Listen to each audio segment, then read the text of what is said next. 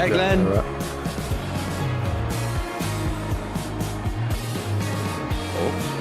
Oh, I don't see. I've got the YouTube video muted.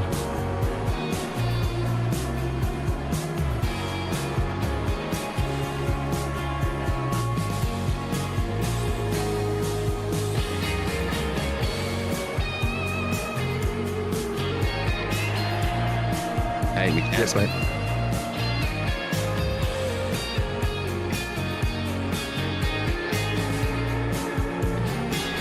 Yep.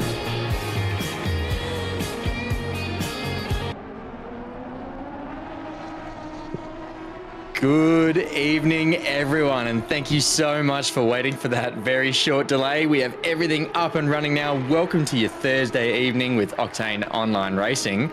Tonight we've got a bit of a jam-packed agenda. We have a bit of a community race that you're going to watch now. It's the Kyalami Aston V12 extravaganza. We'll have some a lot of sound like we're kicking a hornet's nest. Some horrifically loud and whiny V12 engines that will delight us. With a little bit of action, we've got a fair few people in, so stay tuned for that. And then we'll be following it up with the qualifying and the top 10 shootout for our wonderful weekend event, the Kyalami 9-hour endurance race. Tonight is brought to you by Thermal Take, as it always is, proud sponsors of the Octane Online Racing Nights, bringing you the amazing content that you're watching before us. I'm in the commentary box tonight with the one and only Dave Stevenson. How you going, Dave? Happy Thursday.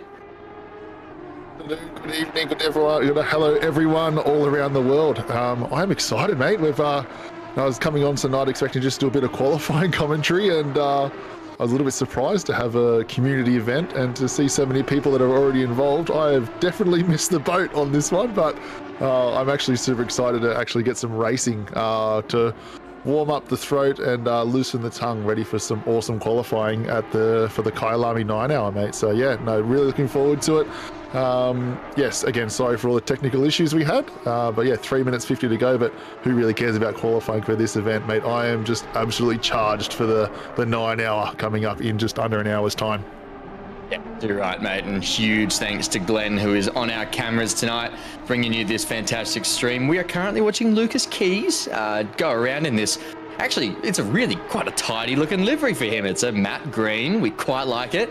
Been a bit of time in the Aston V12 this afternoon, Davo. It's pretty new to me. I'd obviously seen it around. I think for me, I knew about it from an awesome race earlier this year, raising a bit of money for Mullock as well. We had the Bathurst 12-hour event, and actually there was a team, Zach Jensen's team, brought the Aston V12 out for that race. And it looked pretty much the same as it looks now for Lucas Keys. A little bit slidey, a little bit fun. And as I said before, it sounds like you kicked a hornet's nest. Almost getting towards an F1 sound, that high-pitched, ringing V12 engine. Pretty interesting car to drive, Dave. I know you haven't been in it, but I reckon it feels pretty similar to the BMW, if you've driven that before, which I know you spent a bit of time in, I think, last season. No, definitely spent a bit of time in the BMW last season, but mate, I don't think there's much better looking than an Aston at the moment. I did a few laps in the V8 Vantage the other night, just trying to get some laps around here in that car, because obviously you're driving in that team coming on Saturday, and I fell in love with it straight away within 3 laps. I was like, oh, maybe I should be changing to this car, but seeing some more Aston Martin V12s on the page, which on the screen, I haven't done any laps in them yet, but they definitely look a bit of fun, a bit of sliding around, and as you just said before, yeah, driving them on the limit and driving them sideways seems to be the fast way, and looking at these guys and the legends throwing them around, it seems exactly correct. One thing I'll be... Oh, go ahead, sorry. If Glenn can get us a little bit of onboard, the chat's absolutely demanding some onboard sound, so we want to hear that engine screaming on board. Give us the Hornet, says the Valiant Knight. Ben, if Glenn, give it to us, mate. Shut in there as we watch Benny Hignett. I'm going to shut up for about the next 15 seconds and let it sing.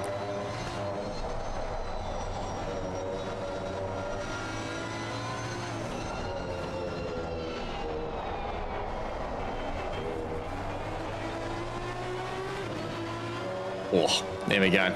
We're imagining the sound in here from the commentary box. We can't hear sound, but thankfully I spent a bit of time in it this afternoon. So Dave, I can confidently tell you it's a high-pitched ring that reverberates off every wall in the game and makes you sound like you're going belting fast. It's Pretty interesting car though. I'm going to be really interested, Glenn, if we can ask as we go around. Just let us spy on the TC. I noticed there was actually a fair bit of TC chugging going on in this, even at TC1.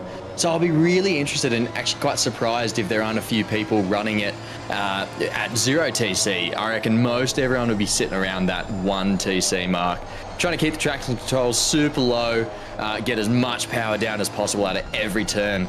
As you know, Davo, Kyalami is such a good track. I'm a huge fan of it. I know not everyone adores it, but it's such a good track for that sort of mid-speed corner with maximum exit speed, trying to get as much power down on the road as you possibly can. Such a good track for the Aston. It seems as though, what we've all been taught from our lovely sprint, people that donate a fair bit of their time to coach us into sprints this year, really trying to make us focus on all the exits here at Kyalami. I think there's just so much to be gained with such the long sweeping straights.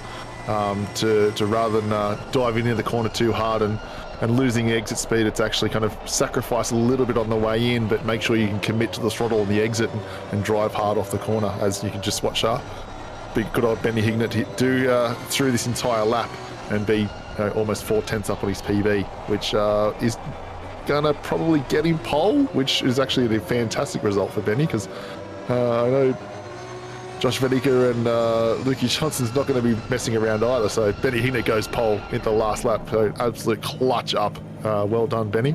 But yeah, the exit speed is really important here, and the passing opportunities. Yes, there's a couple of clear opportunities for us, but down into turn 1 is definitely the easiest one. And if you can get off that last turn better than the car in front, it's nice and easy overtake into turn 1 there.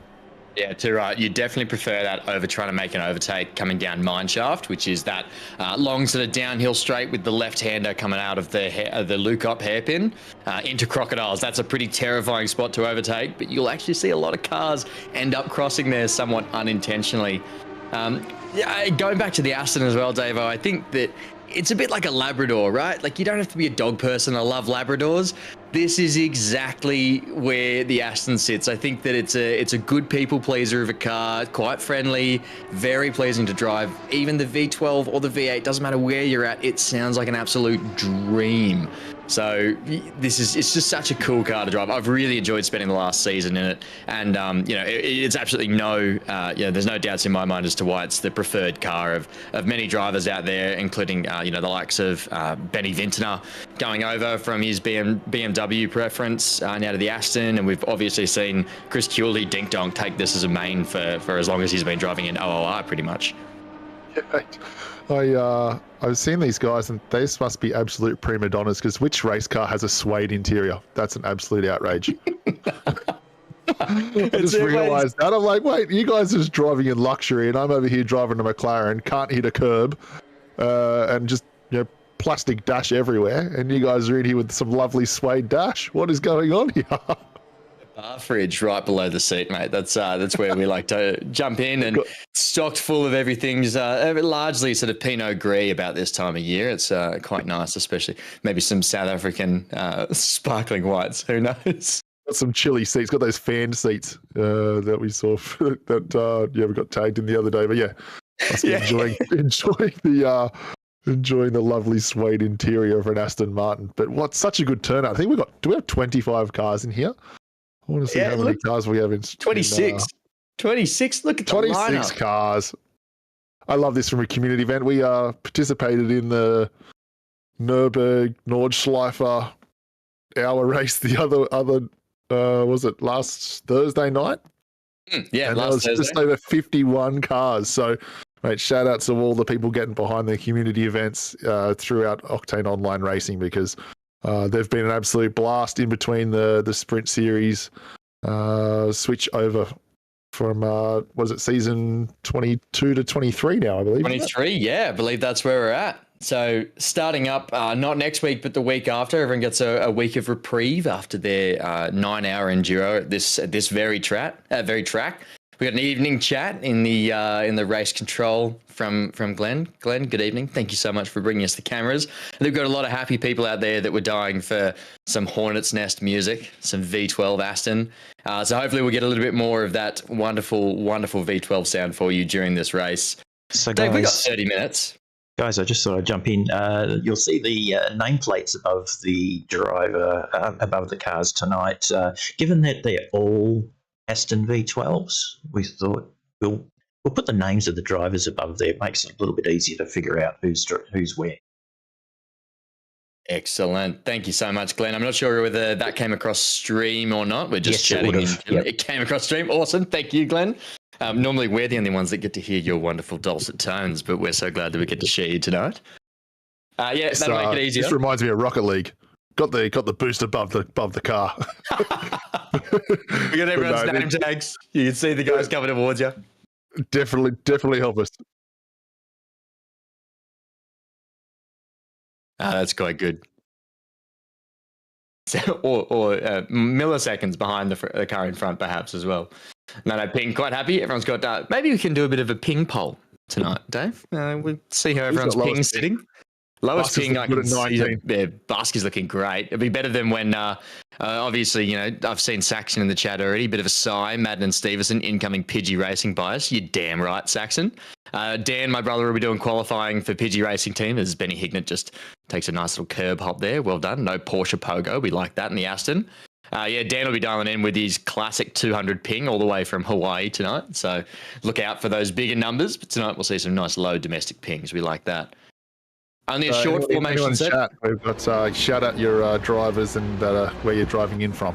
That'll be a great one to talk to tonight. Yeah, where's everyone dialing in from? Dave and I are both Sydney based. So we're coming to you locally. We're going to watch this go green. We're watching all the Aston V12s. We have a community race tonight. We are green. 29 minutes, 55 seconds on the clock, and we are going.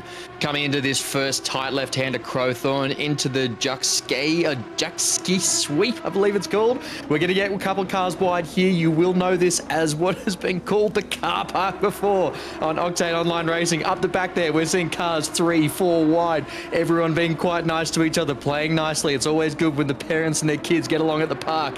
Everyone is sitting there. We're hopping 2, 3 cars wide still. Some of the cars going to the wall on the left-hand side. Davo, we've already got some carnage, my goodness, but the field is actually playing quite nicely. How good's a play date? Just about to say no yellow flags through turn 1 and 2, because usually as it narrows through turn 2, that's where he kind of gets a bit of carnage, but everyone's playing a little bit nice and safe, and then all of a sudden we saw 2 cars in a left-hand wall, which was just very awkward to see. But yeah, they're off and racing, and nice and clean, no major damage hopefully on those 2 cars, and we just see Benny just 1 second in front already. So I think Vediger got squeezed off the exit of turn 1, and that allowed Johnson through as we see a crash for P4. There was a bit of a coming together. We're going to see if that get a bit of a replay there as a car just slid at the top of the hill, and we got a bit of side action to nose action. He's squeezed down the hill. Busk running wide, just not prepared to go 3 wide through Mineshaft there. Adinaka going wide as well. Yeah. We're going through now. On the outside. Down through Cheetah. This horrendous little curve here on the right-hand side will send you to Narnia. No one's hit it so far, but we do have some cars running wide off left in the dirt. But you can rejoin from there. It's just how safely you attack it. Fastest lap already from Benny Hignett. Sailing away. He's now 1.3 seconds clear of the field, which are wrestling and jostling behind him. They're all tucking in quite nicely, but we're going to be 2 wide into turn 1, Davo. Coming into Crowthorne, we've got Miller and Busk are going to be neck and neck. Busk dropping back, giving a little bit of room. Brady Addison, Busk, and everyone behind him. Keys sitting in the middle of the pack. We're going to be 2 wide to the first 2 turns again on the second lap of this race, Davo. Sure, these guys know it's been lap 1 or lap 2 because they're still 2 by 2 coming down the main straight. I think half the field did the entire lap side by side to either 1 car, if not 2. So it's been absolutely fantastic, and this is why we love racing. What I want to make sure and see or ask chat is, does any of these guys familiar with each other, or is it just a bit of all the sprint series drivers just coming together and not really knowing each other, or they're just having some fun tonight? But it's great to see the side-by-side action. Blake Griffiths having a bit of a loose moment through Sunset just there, and climbing the hill now. Actually doing a really good job in P5.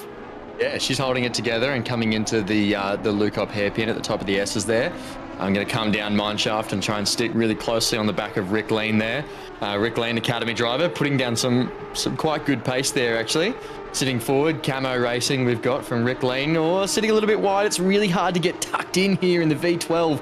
Despite that massive wing, it has a bit more primitive aero. Doesn't have quite the downforce that the newer GT3 cars have. But Rick Lean holding on, sitting quite nicely. Benny Hignett now 1.4 seconds in front, with then again a 2.8 second gap to Scani, sitting in behind there in third.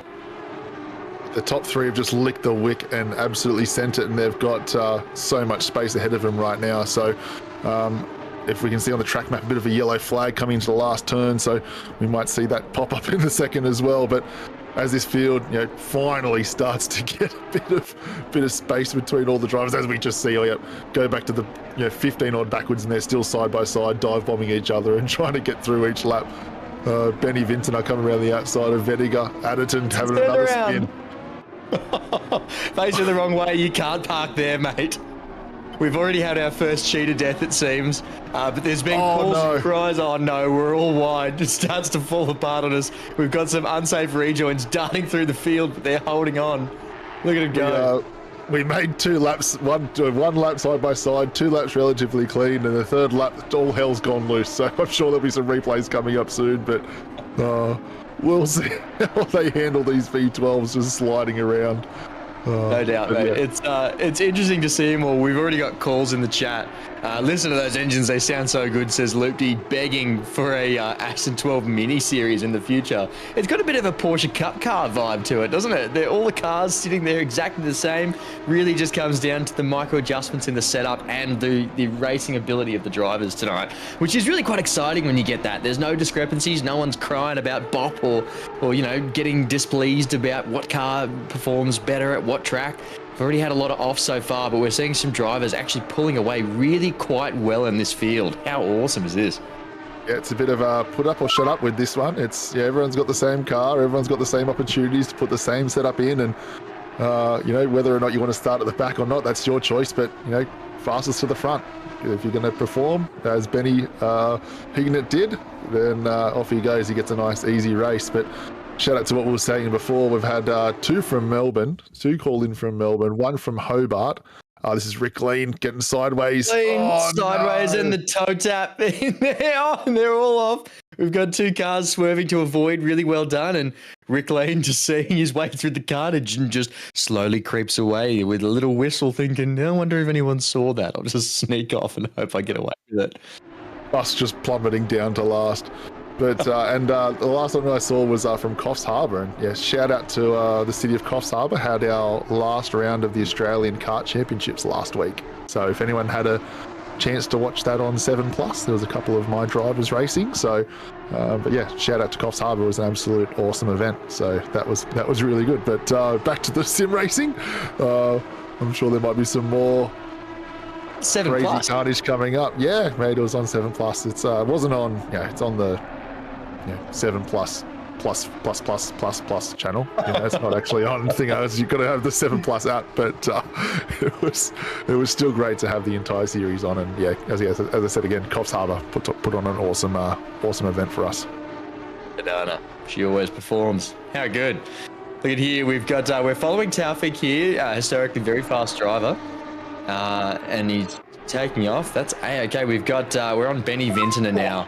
Our man, the Aston fanatic, Benjamin Hignett, putting down a 42.6. What a guy. Benny Vintner in a bit of a classic-looking livery here in the Aston V12. Car that he's pretty familiar with, but this one feels awful different and it sounds even more different. I find it interesting that it's also got the round wheel, Davo. What do you make of that? It's they've just gone full road car with a big wing on it. And just gone, you know what, we're just going to send it like this. They've tried to do a bit of a hybrid setup, I think. But yeah, Benny Vintner, not in the Motul liveried Aston tonight, in something either ACC concoction of his own. Wait. Probably say. Glenn, can you put on the side camera for us again? Did you see Jan's name on the side of it? Jan in the chat. Jan Tully, this is for you. Yeah. This is Whether it's not part of another brand, but this is.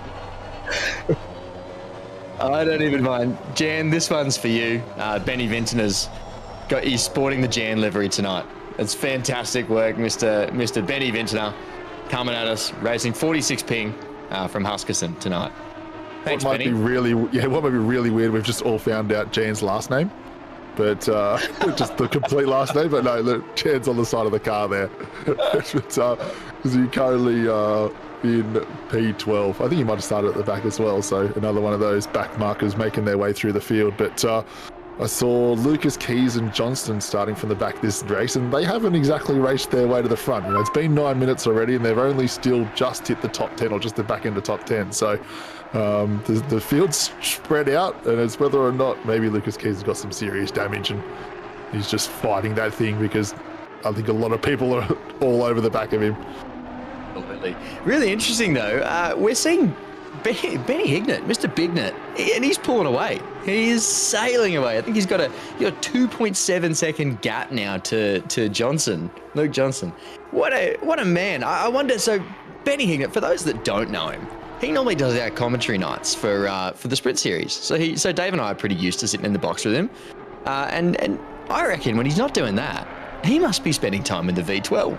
He's got a bit of a hidden advantage here, Dave. I think he might be maining the Aston V12 quietly, putting away some time and some laps against the AI, and he comes in here and he's been waiting 7 years for this. Perhaps he's been practicing every evening.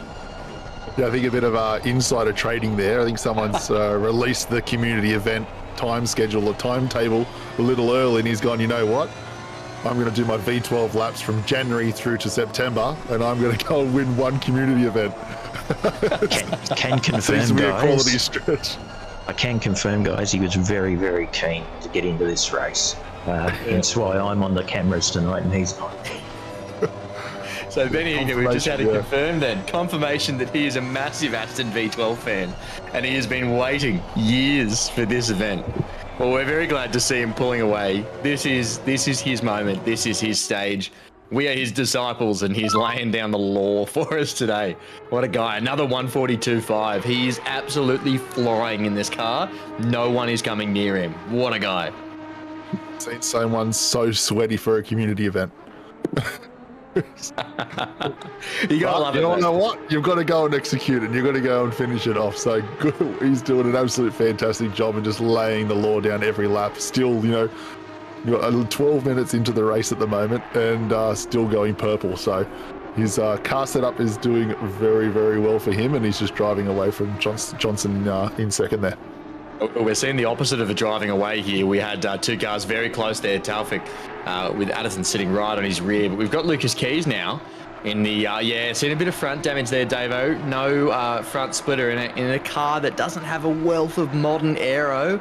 Probably going to suffer a little bit if you have a bit of damage on the front. Not quite sure what caused that. Likely possibly having a sniff of the exhaust of a car that would have been sitting pretty tight in front of Keys before, but does seem to be able to keep it on the track, handling it quite well, tipping nicely in there into Clubhouse Bend up through the S's. We're going to see him here brake probably a little bit earlier and really chuck it in here, hit as much of that left-hand curb as possible, throw it into the right-hand curb, and then try and stick the landing up the hill.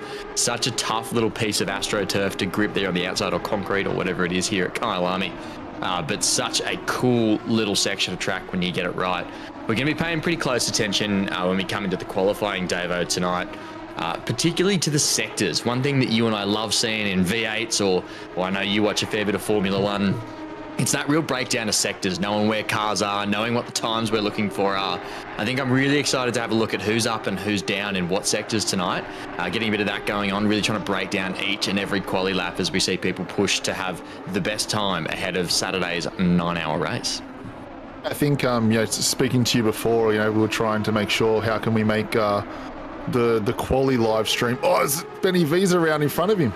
Oh, that was a couple of people. Yeah, so that was Benny Vinton. That was just missing an accident there on the last turn.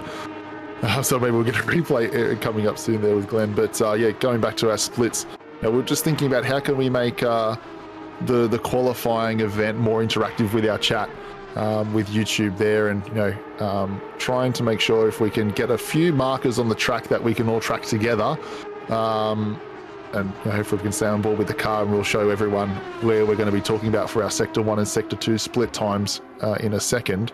But that'll allow us to all kind of track how each individual car is going across from AM, Pro Am, Silver and Pro, and how they're all progressing throughout the 20-minute qualifying sessions and leading into the shootout. So our first split is going to be coming up here, coming into sunset, just here on the left. So we'll make a little marker there, and we'll kind of take note of our lap times as we're going through qualifying there.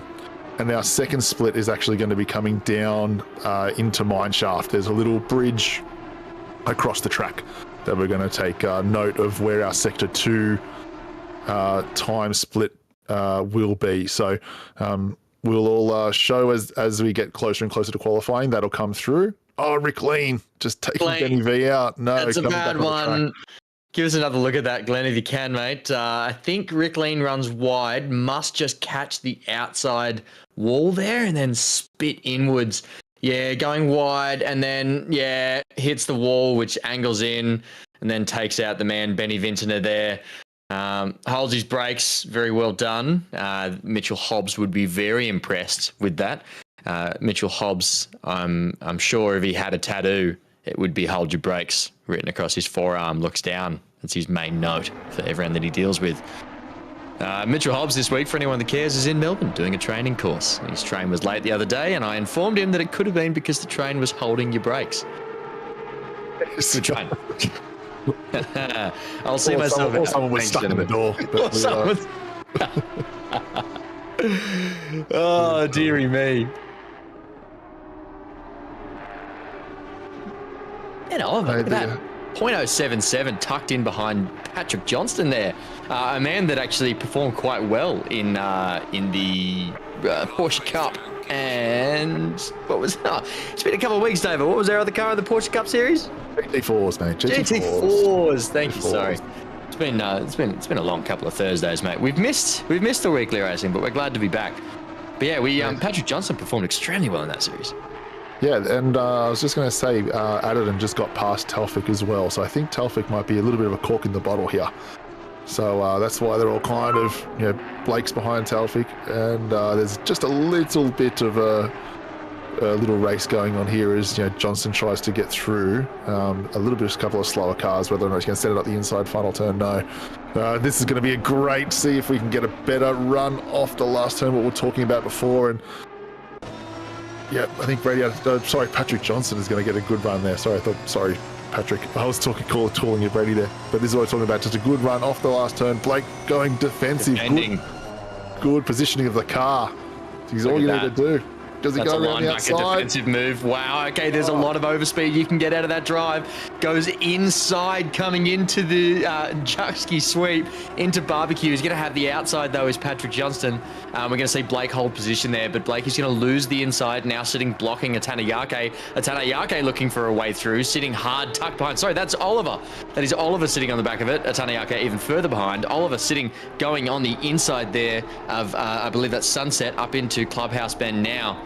Look at that, tucking in nice and closer behind. Johnston makes the move stick. Well done. Great moves, Paddy. Blake was very, very nice there. On a couple of occasions could have run him a little bit wider and held onto that spot a little bit easier. But the overspeed from Johnston there, just making it clear and quite concise. And whether if Oliver's going to have a bit of a dive up into the top 10, into turn 10. No, Blake covers off nicely, but tucked in nice and close behind here. We're going to have a really good look coming down Mineshaft. This is where you and I drew the line of that imaginary Sector 2 entry into Sector 3. Just above us there, right there. Excellent. We're going to be coming into qualifying. That's going to be our Sector 2 times, so we'll take a bit of note on that. Sitting on board, Blake going again for a really heavy defensive move. Benny Hignett setting another fastest lap like it's not even a problem at this point. Grievous and Oliver going too wide into Cheetah. Got to watch out for that yellow curb. It will send you to Narnia. Oliver makes the move stick. Well done, Ben. That is excellent racing. Sitting hard in behind, Dave. That's exactly what you said at the beginning of this race. Such a dangerous and daring spot for an overtake, but you can get so much speed coming down Mineshaft if you get a good exit out of Lukop up the top there. There's just so many good opportunities at Kyalami. I think that's why it's a favourite of so many of our OOI drivers when we talk to them all. I'm not the greatest fan of it because I just hate the second last curve because it just ends all my races here. But I think JC might be with me as well. Tanayake with a big send up the inside there, making it stick. A little bit rude, but does get around Griffiths there. Griffiths being forced to get out of the way, move over and make some room for Tanayake. Mate, that right there is motorsport, you know? Just as soon as someone smells blood in the water, Blake Griffiths has lost 3 positions in a lap and a half right there. Everyone's just gone, you know what? Everyone's going past Blake. I need to as well. And, you know, the positions or the overtake opportunities get a little bit more and more sketchy. And as we just saw there, Tanayake had to try and squeeze his way through. Probably not in the most ideal position to pass, but just got the job done cleanly. It's such a funny little first sector here where if you can make the move stick, you get around turn 1, that is Crowthorne, you get a really good chance to go up the inside of Juxki Sweep. That little sort of switchback, short sort of kink in the road there before the left-hander of Barbecue. Such a good spot to actually try and get around the outside, which is exactly what we saw Patrick Johnson there. And what it did is it forced Blake to actually have to defend on the inside. And when Patrick Johnson went around the outside looking for a big move around Sunset, it actually gave Ben Oliver a sniff as well. So that's exactly how we saw Blake lose a couple of positions in a couple of laps. It's such a tough spot. If you get the worst end of the stick there, really, really hard to hold on. I think that's exactly why a lot of people will be holding their breath, you know, lap 1 of the 9 hour. I think there's so many different opportunities to switch back and stick the nose in a little bit that, if it doesn't go quite well, we've seen some quite heavy incidents through this first sector because, it does open up different opportunities if someone runs a little wide or, narrows the entry a little bit because that's exactly what we're all looking for, that opportunity just to get that next little position up the road. And as we see, is it Oliver trying to get past Griffiths as well? Oh, that's Lucas Keys. Keys sitting hard on the tail end of Griffiths, looking under that huge wing on the Aston V12, possibly just looking for a point to latch onto, get a big toe up the hill through the S's, up to the hairpin of Luke up there in that sector 2. This is such a good spot to sit in tight, try and just hold on, stay as close as you can, and wait for that massive straight of mineshaft out of the hairpin. Definitely hang many pairs of underwear on that rear wing. That is a huge rear wing. It's a bloody clothesline, isn't it? Look at the thing. Massive. It's not even below the car. It's above the roof. Holy cow, Lucas Keys steering right to go left there out of Lukop. Going to sit really nice and tight. Blake is going to be forced to defend. Going to have to take a really wide line here.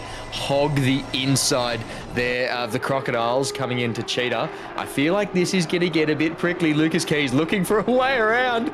Tokyo drifting up the inside. Full left lock on those wheels, Davo. Full Lightning McQueen right there. Turn left to go right. It's awesome.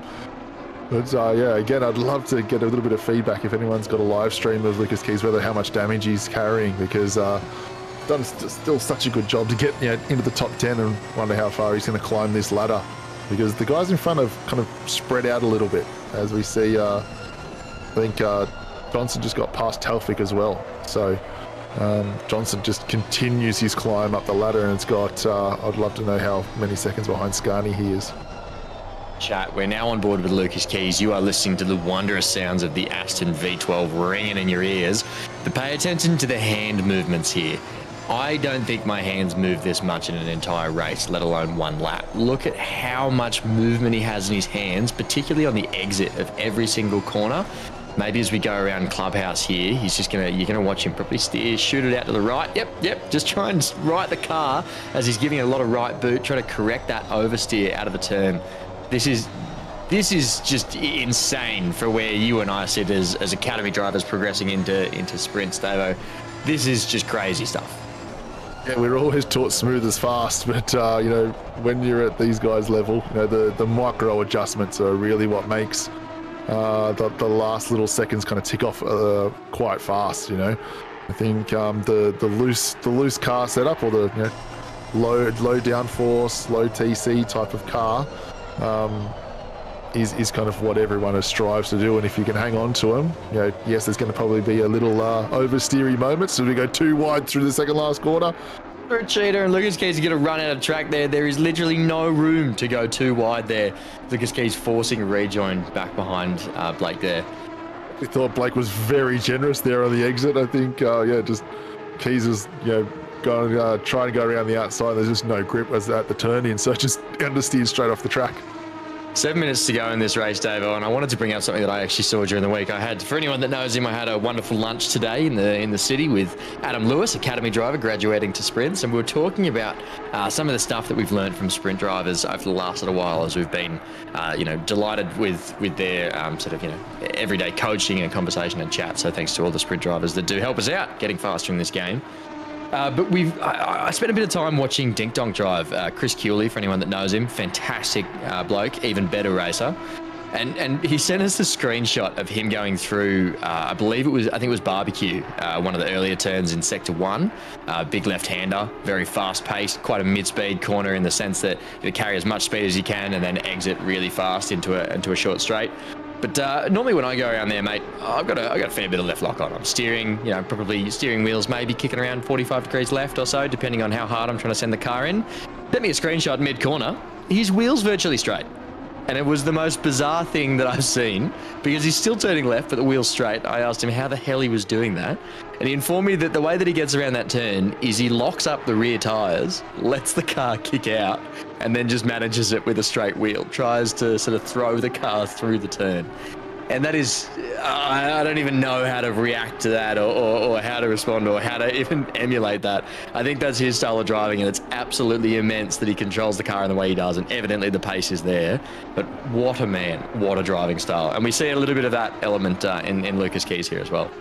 I think the best drivers in the world steer with their feet more than their hands. So that's probably a little bit of what Dink Donk is able to do in a sim. I'm not quite good enough to do it in a sim. I can do it in a car very well in real life, but it does really ask you to work on your your gyros inside your body. That really is what helps you feel confident of how well the car's actually rotating underneath you. But in a sim world, you don't really have that feedback in your body. So for him to do it in a sim is just astronomical. But mate, whenever I talk to any of my sim guys or sprint guys that help me, they just tell me to don't suck. So I'm not sure what information they're feeding you because I need some help. But I see you've been talking to JC and Saxon.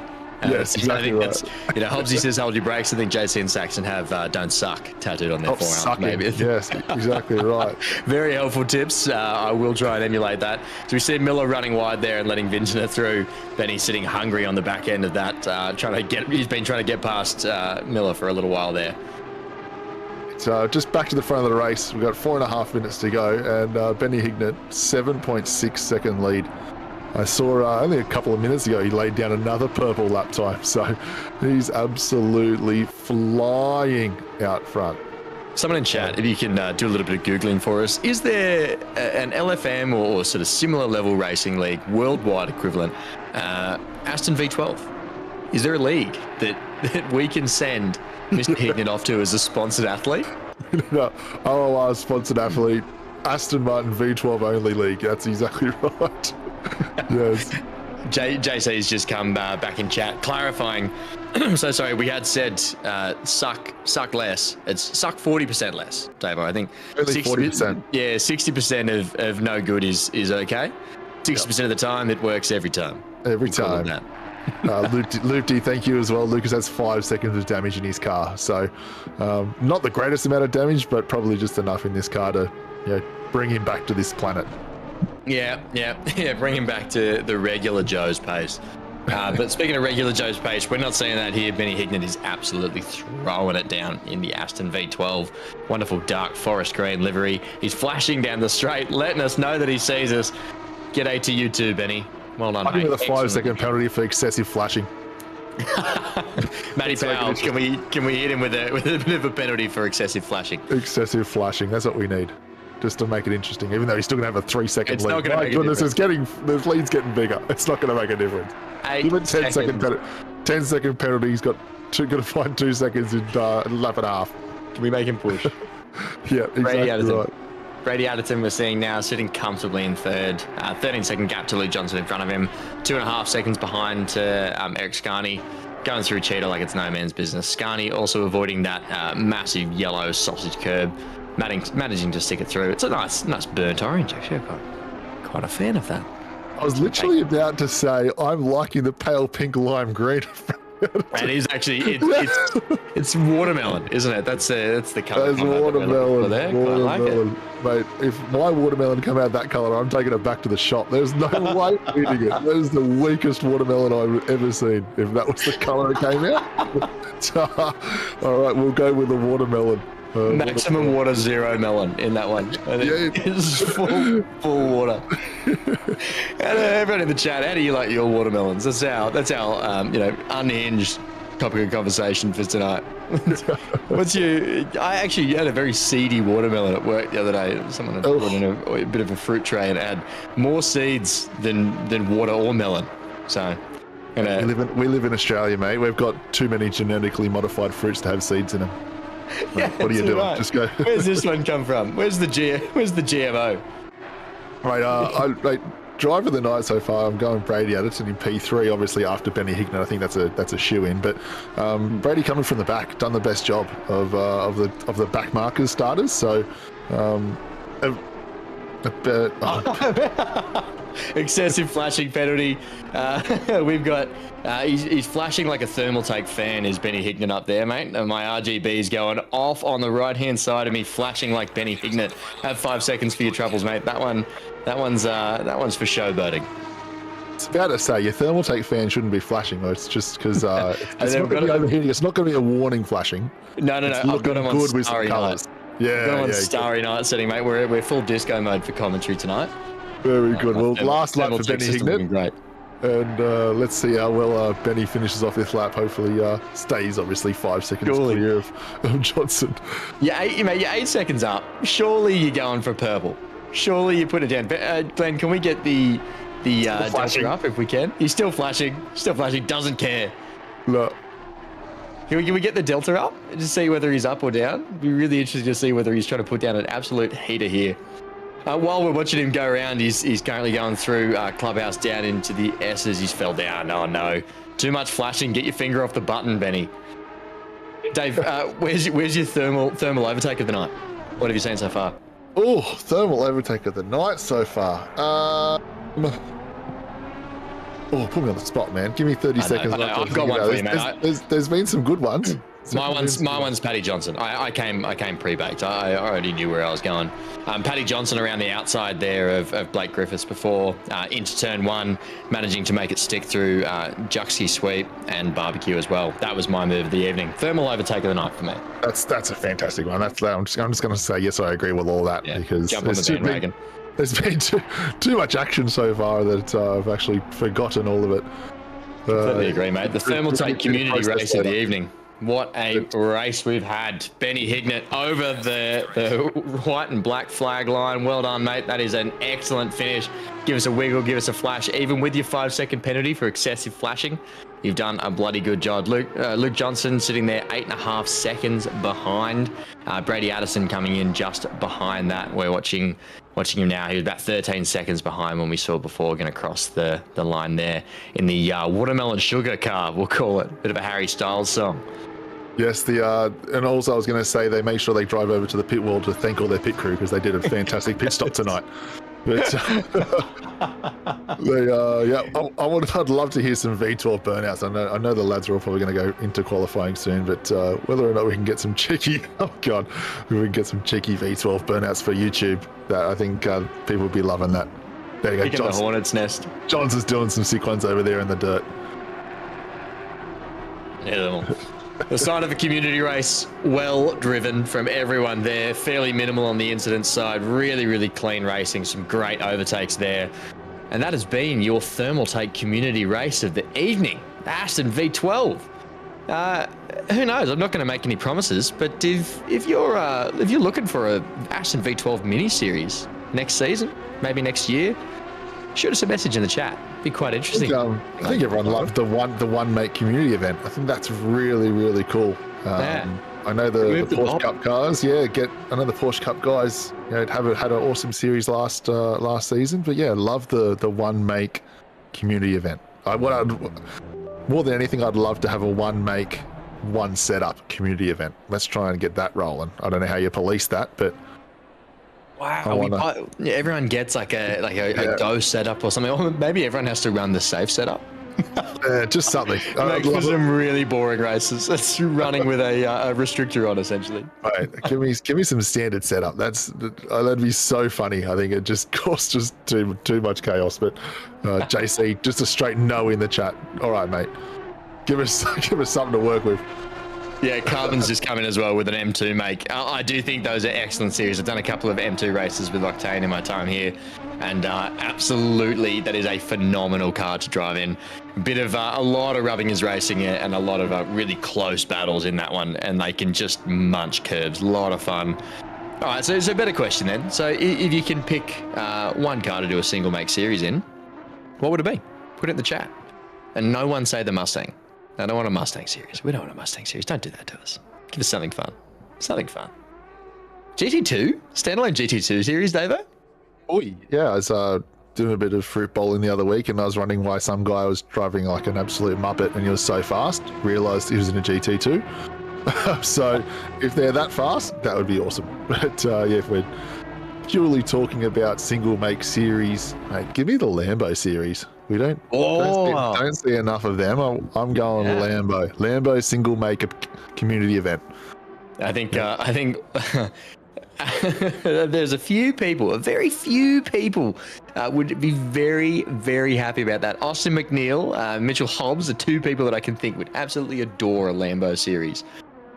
Seeing in the chat as well. Shout out GT4 Alpine. Oh, hello. That is my favorite GT4. It is horrific. Little go-kart, no power at all. It'd be like watching your go-kart race on 7 Plus, mate. We need less space.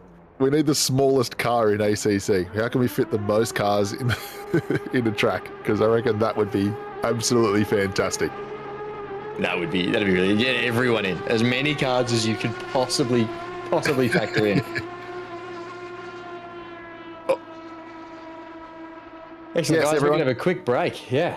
Actually, Glenn, as well, can you throw up those sector times for us? Because I think we'll be talking a little bit about that in the coming moments in qualifying as well, Glenn. That would be great. And then, yeah, we'll see you all very soon in about 3 minutes. So go grab a beverage, go to the bathroom, and we'll see you all very soon. Well, I will.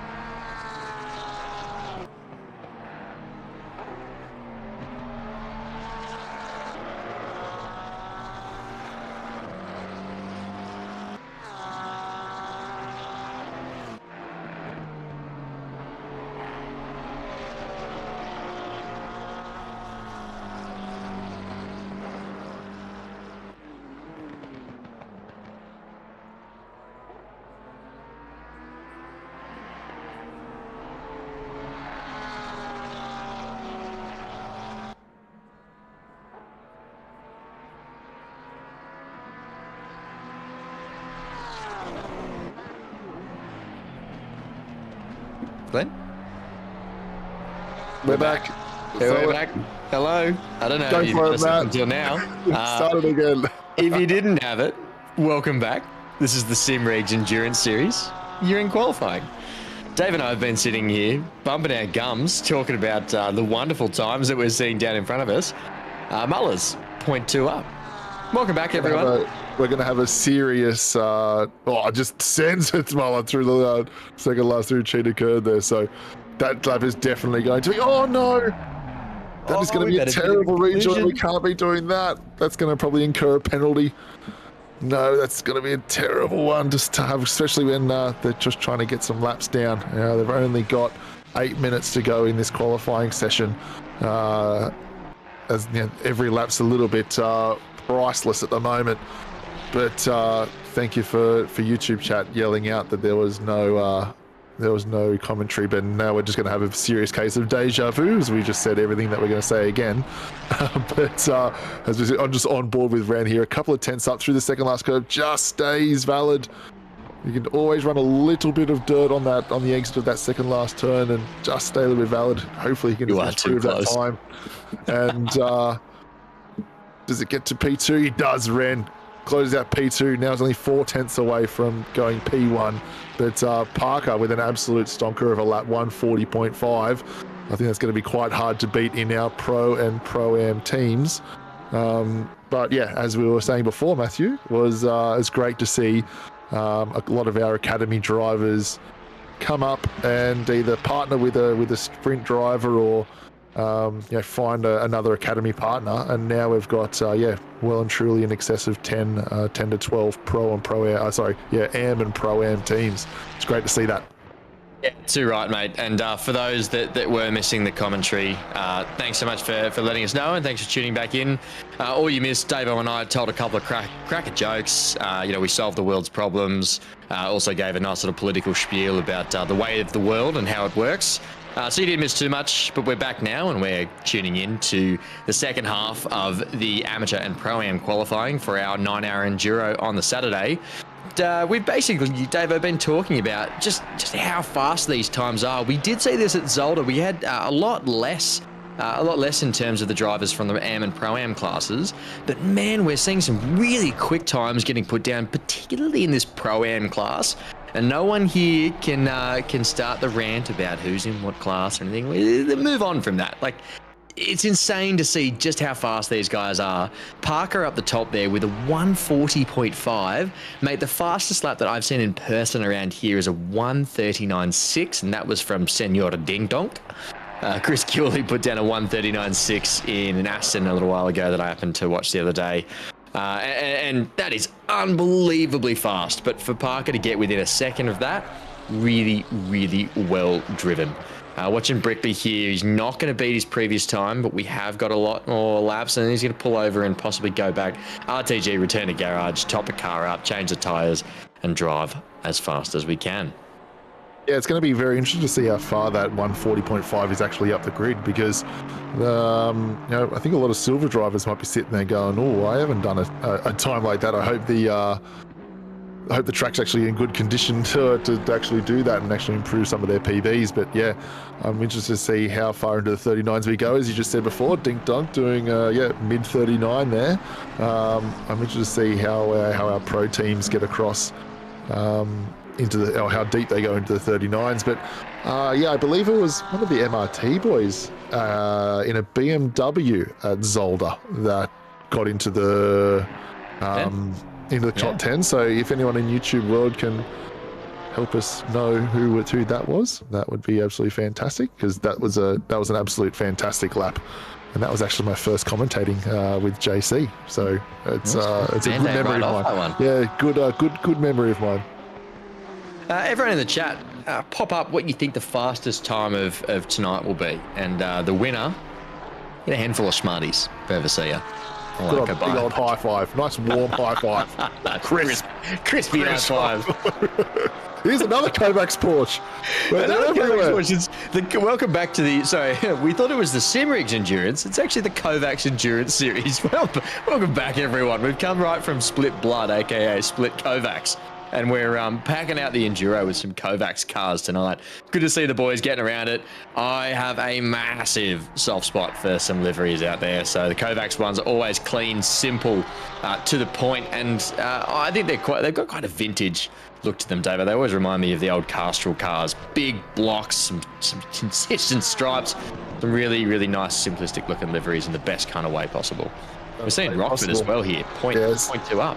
Scotty Rossford doing a really good race. Doing a really good lap here, point 2 up. And coming down the hill, this is going to be our little sector 2 marker, a minute 13 to a minute 12 going through there. And I think the top guys are probably going to be going under that bridge at about the minute 10 mark. So I think that's going to kind of be what we're looking for when it comes to the top of the pops or our pro drivers. But Scotty's doing an absolutely fantastic job. Whether or not he can finish off, just losing a little bit through that last little sector, and whether or not the Kunos Delta is going to be right or not if he actually goes a little better. Yeah, he does. It does improve just a touch, but doesn't get enough to climb the ladder at all. So 7/10 off the lead at the moment with 3 minutes to go. So all our drivers have got 2 minutes remaining, really, to set their Zolder 9-hour qualifying positions. I know, 9-hour race, qualifying doesn't mean too much, but,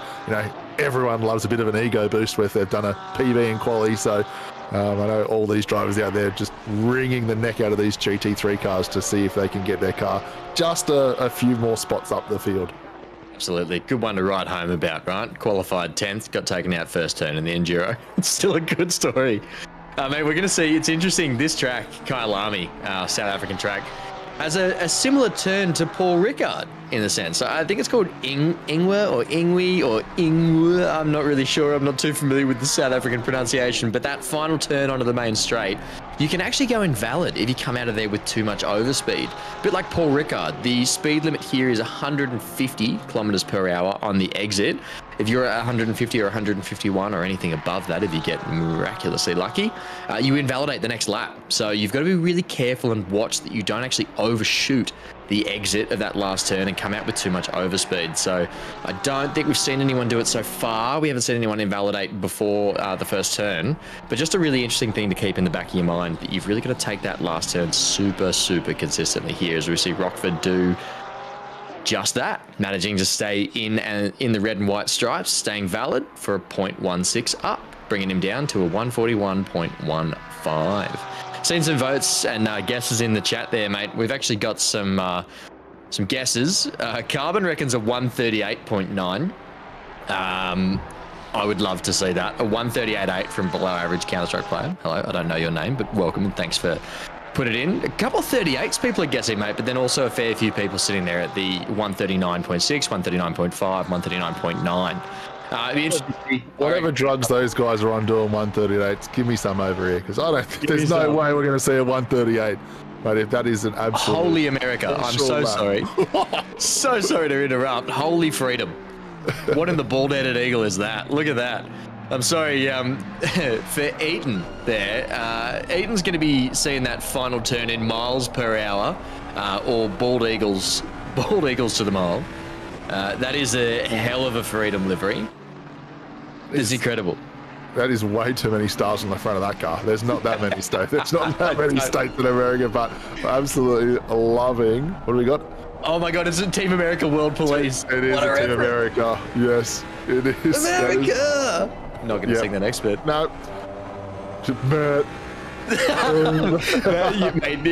after that movie came out, the amount of times that I got hit with Matt Damon. Yep. Hard to refute. It's excellent comedy. What a movie. If you haven't seen it, go watch it. It is offensive, but to basically everyone. So it's safe. Freedom intensifies. Screw. We get the chat there from Gorilla Snapper. Perfect. I think that's bad to use Gorilla Snapper. Hold on, mate. Right, we've got our AM and Pro Am qualifying coming to an end. So we got to shout out our starting order, or our qualifying order before the Silver and Pro drivers now come out. But I think we had James Parker, I think still P1, ran in the Ferrari, P2, great lap, finishing off there nice and strong, 40.9. Brickley, P3 in the Ferrari, good AM qualifying. Well done. I think, is he the only AM driver? Sure, yeah, he is. We've just got to pump him up to Pro AM just to battle the Blacks. Yeah, he's good enough. All the way down to 42.3 with Muller. So, mate, it's still very tight at the back end of the field there. Very tight. Mate, check the purple sector from Mr. Steve Lewis there in the middle. Sector 2 coming in 2/10 almost ahead of Joe Parker. That's incredible. Really knows his way around the top there in the McLaren. McLaren loves the S's. Just fast, good torque up the hill. That's all it is. Yeah, that's fantastic. Great to see. Mate, we're moving on to the Silvers and Pros now. We're going to see a wealth of different drivers here because we've got some pros that are taking a bit of a handicap of having an AM driver or a Pro AM driver sitting in there as well. But it also means that we've got some amateur drivers with pros sitting alongside them. A big shout out, of course. I'm going to be super biased to the Pidgeys here. We've got Dan Madden, my brother from Hawaii, dialing in, racing tonight, driving the wonderful Aston Martin V8 Vantage. And instead of putting Dink Donk in the car, we've got Dan in there. Dan is graduating, like us, from the Academy Series to the Pro Series. And we really look forward to watching him lay down the law tonight in the bright, insanely bright flashbang Pidgey livery. There it is, Davo, your Action Kart Shop colours. See what Dan's going to do. We've got the pings up again. We've got 200 ping from Dan. Well done, mate. It's staying very steady, though. Oh, 200, 199. Perfect ping. Mate, we got Luke giving Saxon a big old shout out, Saxon Hayes in the chat. So, yep, I'm actually on that as well. That's going to be my car to watch for qualifying coming tonight. Really good old Saxon Hayes. He's hopefully doing an awesome job for us. But, yeah, that pink and blue Pidgey livery, that is near and dear and close to my heart. It always looks good. That's why I always give Mr. Jack Miller a good shout out in whatever series he runs, because he runs a very similar colour scheme. And it looks absolutely fantastic. But yeah, mate, I suppose, are you looking forward to the 9 hour this weekend, mate? That's your car, you're racing there. Yeah, mate, I absolutely love it. There's nothing better for me than the Enduros. I think that's where not just the best racing happens, but I also think that's where the community of Octane Online Racing really shines. I just think everyone gets around each other. It's quite a close-knit event. And you know, we're obviously sitting at home. We got people already in the chat dialing in from, we got Melbourne and Coffs, and you know, we're in Sydney, and I know people like Aaron Lee's as far up as Cairns, and Dan's in Hawaii. We got people coming in from everywhere. But it's just incredible how well the community comes in together. The racing is really tight. It's really clean. People care about this and they want to do well. And I just think that this is the absolute, for me, pinnacle of what Octane means to everyone here. And so massive shout out to everyone that makes these events happen, from the admin team of Glenn and Maddie, to the stewards, to all the people that regularly hop in the comms box, and most importantly to the drivers who, without these events, without them, these events wouldn't run. And then also to groups like, we just had our Thermal Take community event, and now we've got Simrigs as well. So important for making these things happen and bringing this awesome content to you. So kudos to everyone that puts these awesome events on and gets us racing. This is the best. This is absolutely the highlight of the week. Yeah, I feel very privileged to be a part of our little Octane Online Racing community, and ever growing. I know that, as we come to the end of ACC's lifespan, I know we're all kind of looking for the next thing, but, the most important is, Octane's going to keep producing a really great product, and I'm so proud to be a part of the commentary team at the moment. And, I know there's a lot of people out in the world that love racing with us every single week, but, first things first, let's get back to this. 2 seconds up with a 141.2 as a last lap. This could already be deep into the 139s. 139, we should just get there. If not a 138.9. Oh, 140. No, I think that must have been some lovely Kuno server. Split Delta. Delta magic. Hey, mate, we got an extra call out here as well. We've absolutely got an amazing event on tonight. I already mentioned, my biased attachment to Dan being an amateur driver coming up here and racing this event. But we've also got James Gaze. James Gaze is a relatively new academy driver for us here in Octane Online Racing, and he's driving the silver class car. He is qualifying tonight. Once we're, off name, we might flick over and have have a look at James Gaze, because he's what an awesome achievement for him coming in and not only racing in the endurance for the first time ever, but also coming in and doing the qualifying on behalf of his team as we watch Naeem go sailing through there, through Sunset up into Clubhouse. Connor Hind with the setting the pace early in the Clubhouse at a 140.1. Saxon Hayes, my guys, is only a 140.5 at the moment, but I know he's got lots to improve upon that. But mate, these times just getting so tight at the top. Half a second splits our top 8 at the moment. So there's your man, Matty. My man, yeah, Academy guy was looking for a team, evidently found one. I got some amazing partners there. I think Gosling is with him as well, possibly one of the pro drivers that's supporting him. Gay's currently putting out a 140.16, an excellent time, an amazing time, particularly given how new he is probably to this car. I don't know if he's driven the Macca much, but really laying it down in the 666 car. Lucas Key is putting down a 140 flat, nearly as flat as you can be. What a great lap from Lucas Keys. We'll see if anyone can beat it. Still got 13 minutes to run this out, Davo. We're watching Gaze go around the top Lukop hairpin up there. He's 0.25 up. It's dropping a little bit on the exit there. Particularly, Davo, I know you've sort of noticed and experienced this as well in your own driving. That is such a hard landing to stick there coming out of Lukop, particularly in high downforce cars like the Ferrari and the Macca.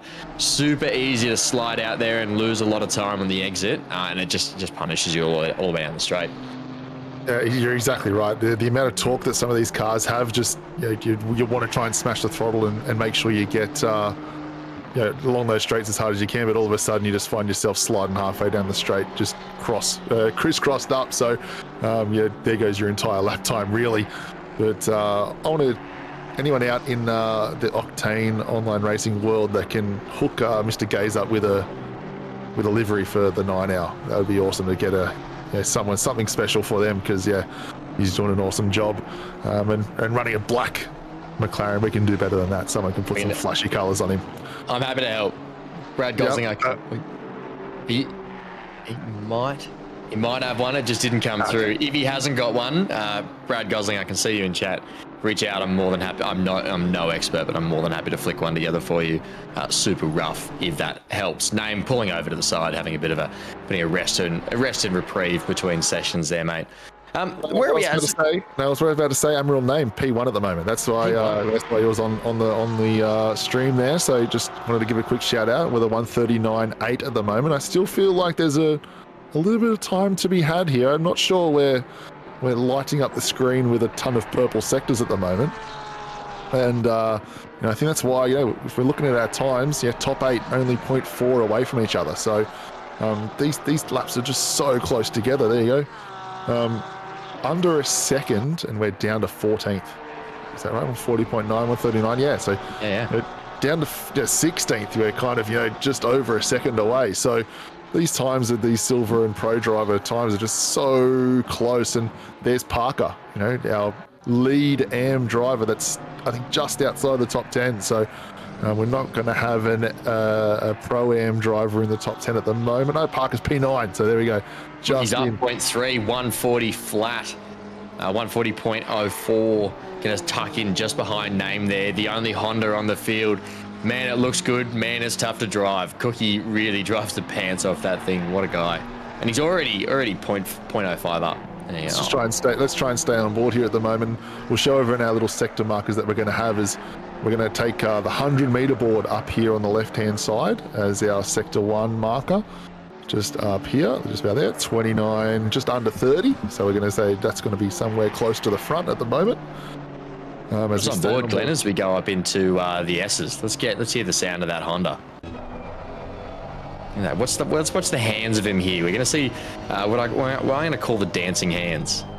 Lucas Key's dance hands as we come down through the S's, trying to hit as much curve as we can here. You got a little bit of room to run wide left, but really you got to tuck it quiet in there. Going to go in up into Lukop, hit it really tight there, very interesting, and then try and take the exit narrow, find the grip. It's only a very, very, very tight little exit there that you've got to hit. He's 0.02 up, he's dead level with his time basically. We're going to go sailing down mine shaft straight into the crocodiles. This is such an interesting turn. You can take it in a few different ways. We sort of come in middle of the road there and exit wide, stay straight, use all of the road there. Go throwing it into Cheetah. Look at that. How close you can get to that yellow curb without hitting it is that's the sort of, makes the difference here, Davo. We're going to see he's going to come up a 10th up. What a great Finds a lap. 10th in the last corner, finished it off strong. How close does he get to the top? Oh, 200ths of a second. Cookie absolutely cooking at the moment, and see whether or not he's got enough fuel to keep this rolling, or he wants to go back to pit and get another fresh set of tyres on board. But as JC says, comfortably the best Honda driver in the field. I'm pretty sure it's the only Honda driver in the field. So we'll have to find out who Cookie's partnered with. So someone can help me out with that. Taylor. He's with Taylor and Bob now. Now, there we go. So yeah, Cookie did. I know Cookie did an absolute awesome job at the Bathurst 12 hour at the start of the year, just sending it through sunset, just completely sideways. Return to garage, definitely getting some fresh set of tyres on that car.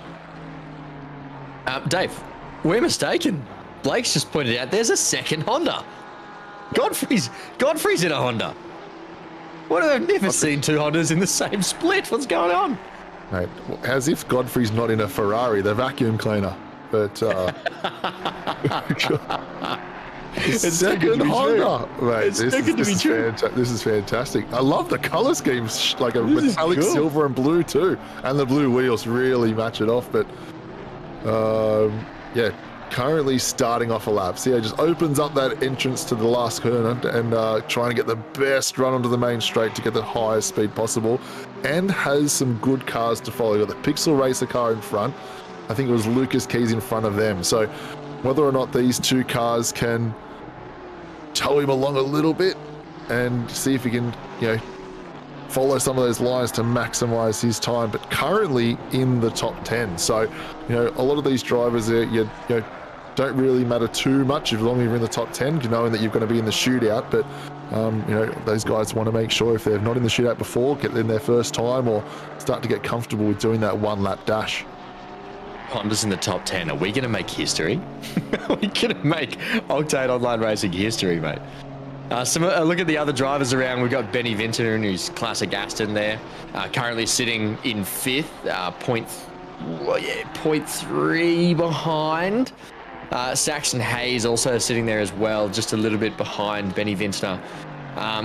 Some incredible. There's a great livery as well. I love the swirls and patterns in the. Oh God, we've got to get the enunciation out again, Dave. From the team Sofa King Sloan. This is a kids show. Sofa boys. This is a kids show. We've got to keep it PG. Got Saxon Hayes as well. I was going to say, Glenn, can we keep an eye just on the cut line? I know it's cool to see all the fast guys in the top 10, but really what matters is that cut line. So that 10th, 11th place.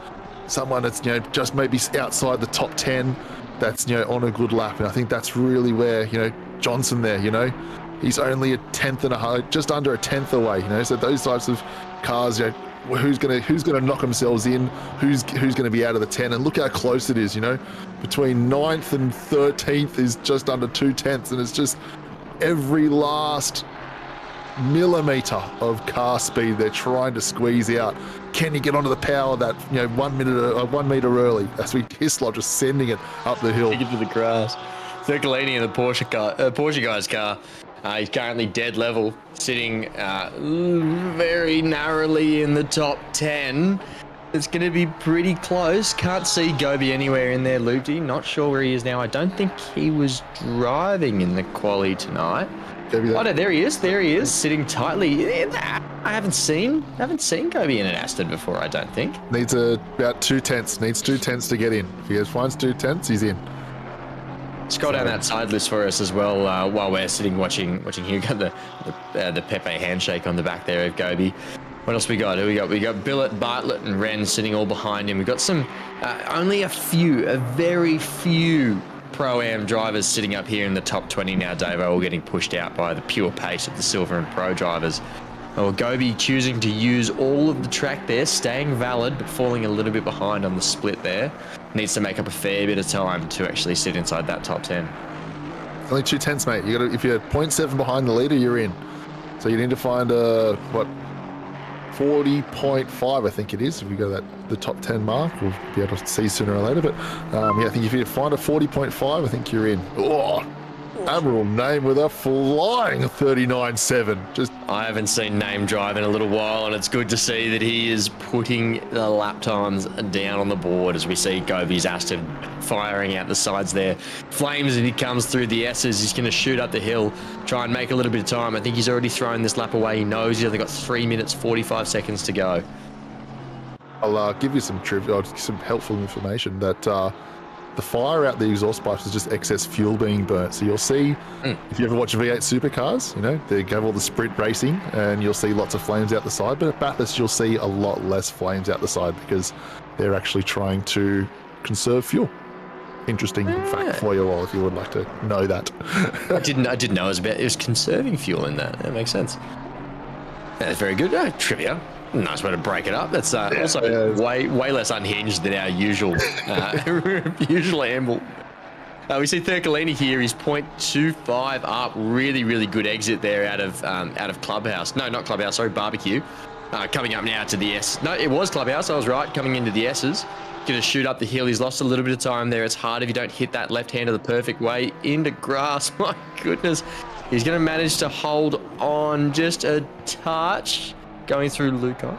Invalid, but yeah, that 40.5 mark, you're in. So 2.5 minutes. If you're in the YouTube chat, getting your teammates here, you need to do a 40.5 and then you're in at the moment. So these last, 2 laps you've got left to go.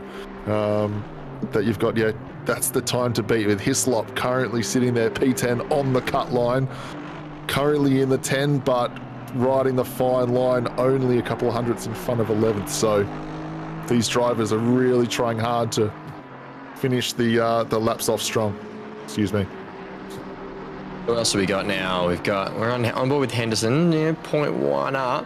What time do we need to be doing to be inside the top 10? Can you give us a look at 40.5. 40.5 is the top 10 now. Yeah. Okay, so it's getting pretty tight up here. We're only some of these cars just a tenth away from being in the top 10. Hislop there. Holding it on. We've got a bit of a backup of cars there. Gay's pulling over to let a few go.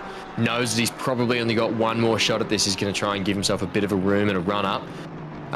Johnson here, sitting in the very sexy looking Kovacs Porsche.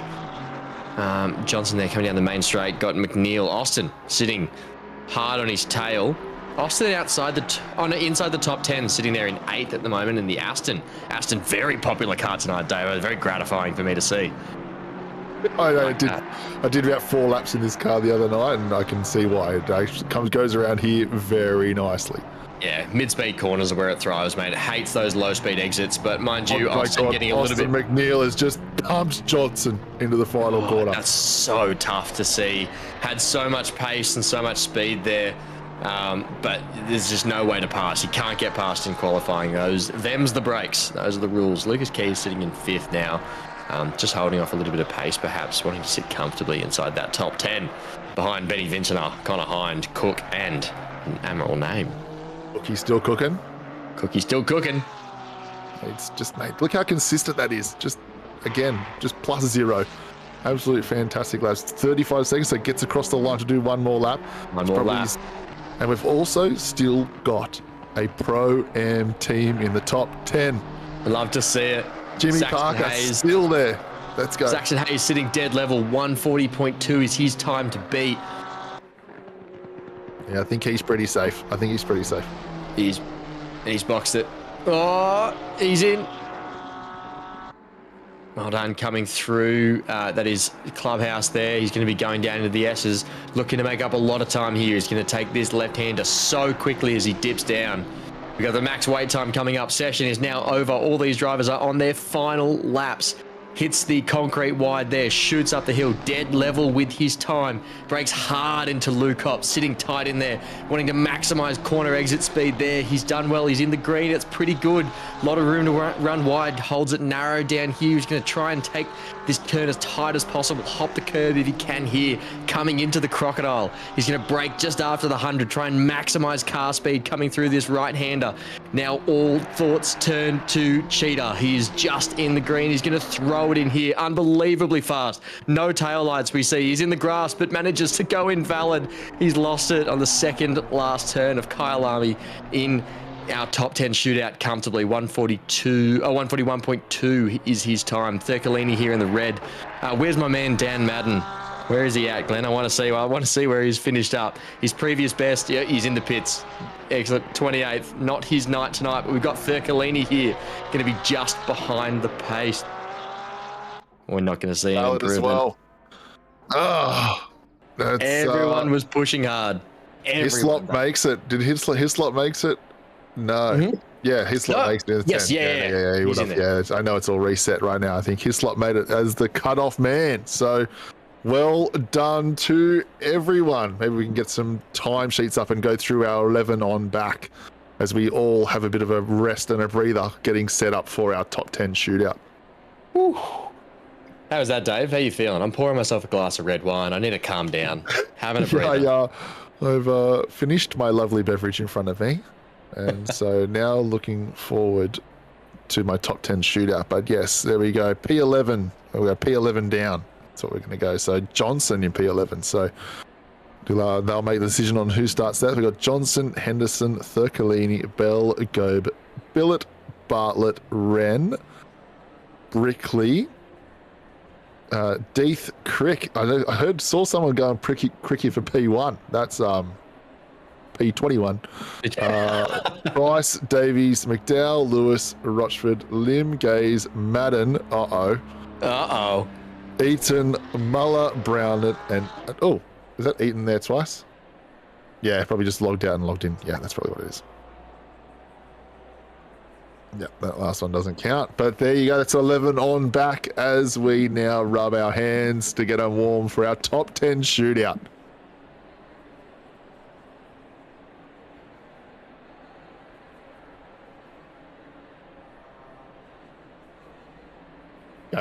Okay, we're just going to have a couple of minutes break while the server clears and leaves the top 10 in, and then the drivers will start being fed out. But we're going to just give you a look at the fantastic intro that Cricky did for our upcoming event here. So I'm going to let it play now. Let it bang.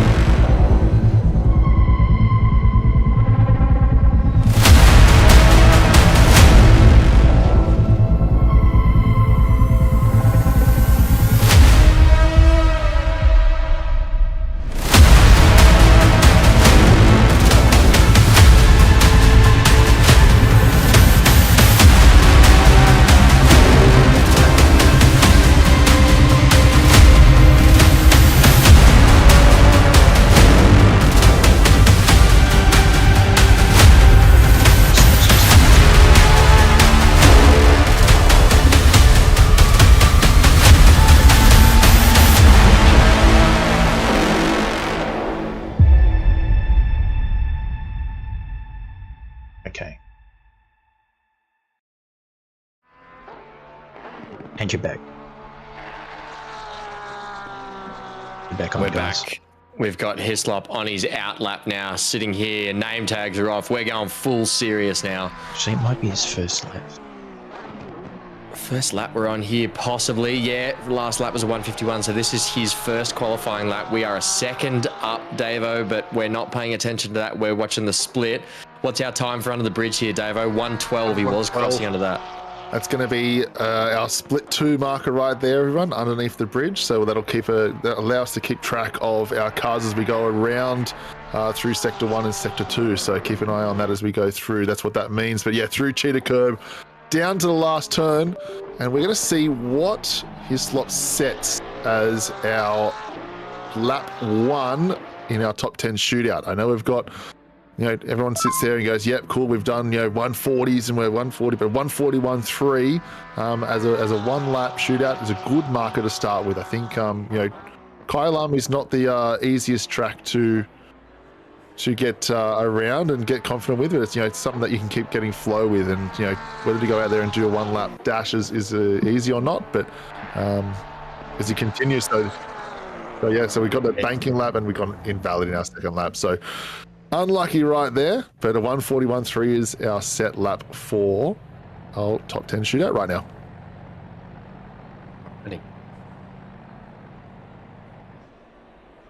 Is that a Wally livery? Is that Wally on the front? Shout out the Wally livery. Yep. That's sick. What a great throwback. I think it's a Wally livery. Let it happen. Let it play. Sip of my red wine, and now we are going to go and have a watch of the second lap that's playing. I believe we just need to get it on screen, but it's going to be our man Parker, yep. Parker's out there now on an out lap. 28 minute 21 second lap so far. Not our best split time of the evening, but he'll be looking to improve on that when he actually goes away from the out lap and goes munching into that next lap. Mate, as you said it, Dave, I know we've already sung the praises, but we've got Steve Lewis and Parker here, both Pro-Am drivers. I don't know if Steve Lewis made the top 10, but we've got Parker in here. So we've got the one Pro-Am driver sitting in here. Unbelievable pressure to be driving at this level in the top 10 shootout before a Simrigs Endurance 9-hour at Kyalami. Incredible stuff from him that we're about to see here. I reckon he's got it in him to put down another flying lap. You'd be feeling the pressure, your knees would be shaking, hands sweaty, knees weak, mum spaghetti sort of stuff going on here, Davo, but a lot of pressure, but I think he's going to perform. That's the hardest thing in the book. Sat there for 20 minutes and watched the Pro and Silver guys drive around. So, I don't know whether or not he logged out and went and done some practice laps, but yeah, hardest thing to do. 20 minutes sitting there and going, okay, mate, you've got 2.5 laps to go out and send it. So, coming onto the main straight right now, and let's see how his first banker lap goes. And across that line. And we're flying in the Aston. This is such a good car for this track. Plenty of mid-speed corners, lots of torque in the Aston for those mid-speed corner exits. We're going to come in here, stick really tight here. You've got a lot of runway on the exit, but most of the faster drivers tend to try and stick mid-track, which is exactly what we're seeing here from Parker. Parker's going to take, we've got that lovely barbecue curb there. Going to munch that curb, stick wide, and then push in here. A lot of drivers choose to brake a little bit later here as you turn in, downshift to third, a little bit of engine braking and let the car carry around, Davo, is what we're seeing there. Coming into the clubhouse, my least favorite turn on this track. It's so difficult. You got to brake late, turn in late against everything inside you telling that you need to hit that apex. You got to wait.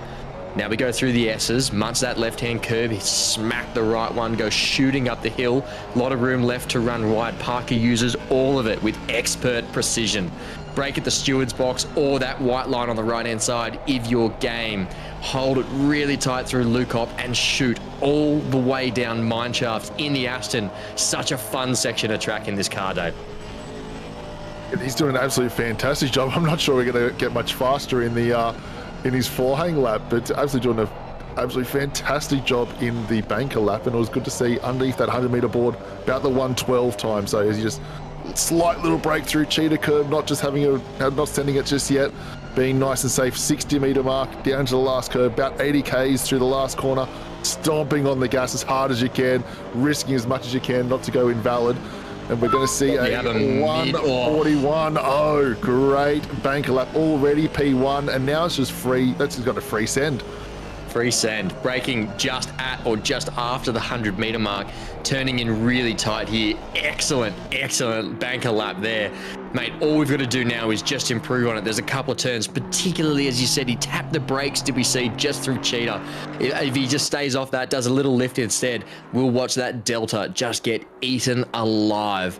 He's a little bit behind here, but I'm not too stressed. Plenty of time to be made up over these next 2 turns. Particularly, he was quite ginger around this turn before sunset, but he seemed to stick it relatively well, basically on the money, running wide, holding it quite nice through here. Has made up the time and now sitting dead level. Davo, are we going to see something special? Climbing the hill, how hard can he get onto the throttle here? And does he? Oh, he's got to come out of the throttle. Invalid, unlucky.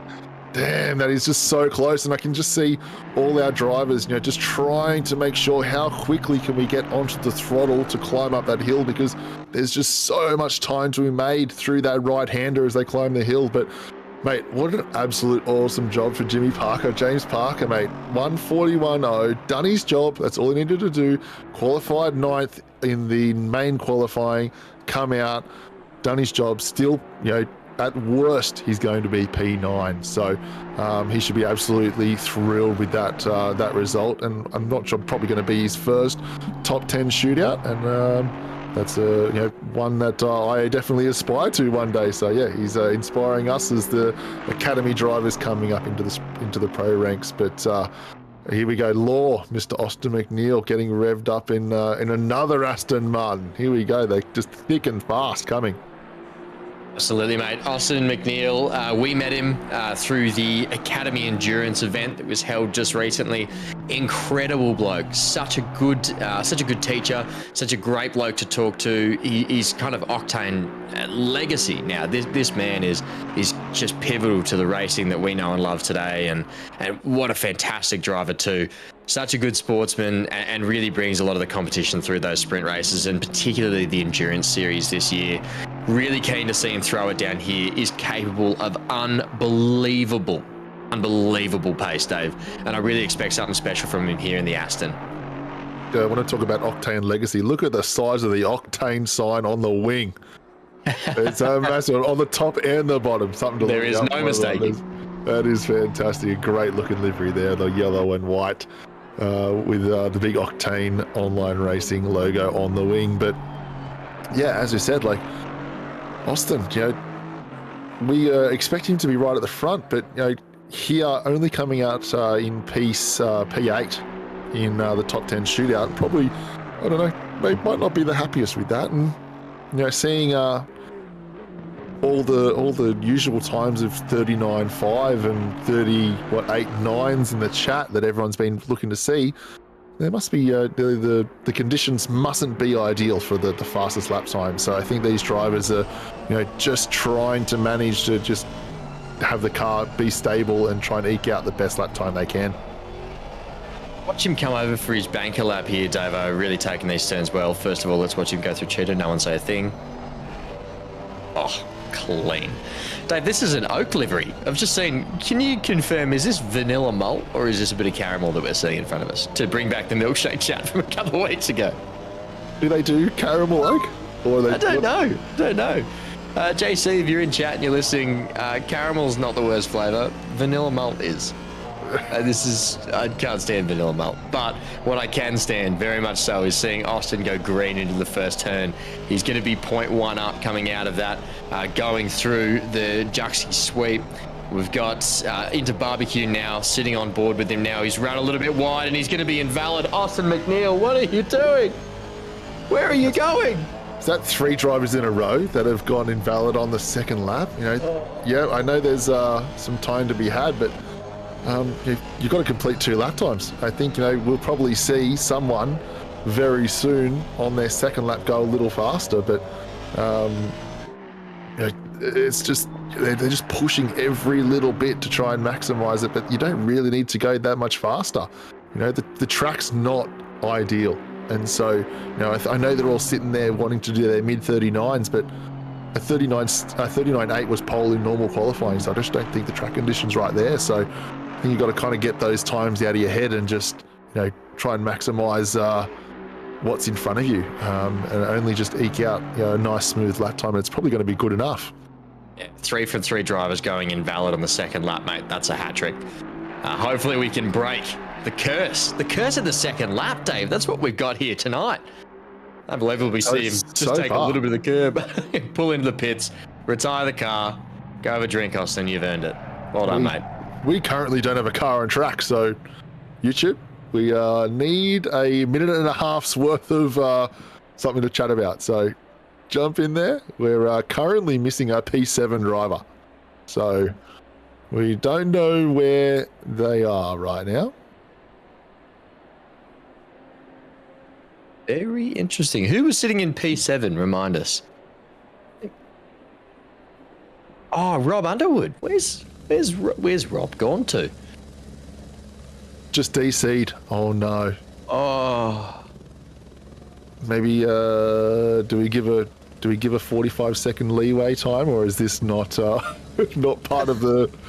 Well, we've got a regular process. Yeah, we've got a qualifying that's counting down. We do have. Okay, Rondinella's gone out. So Rondinella is Saxon.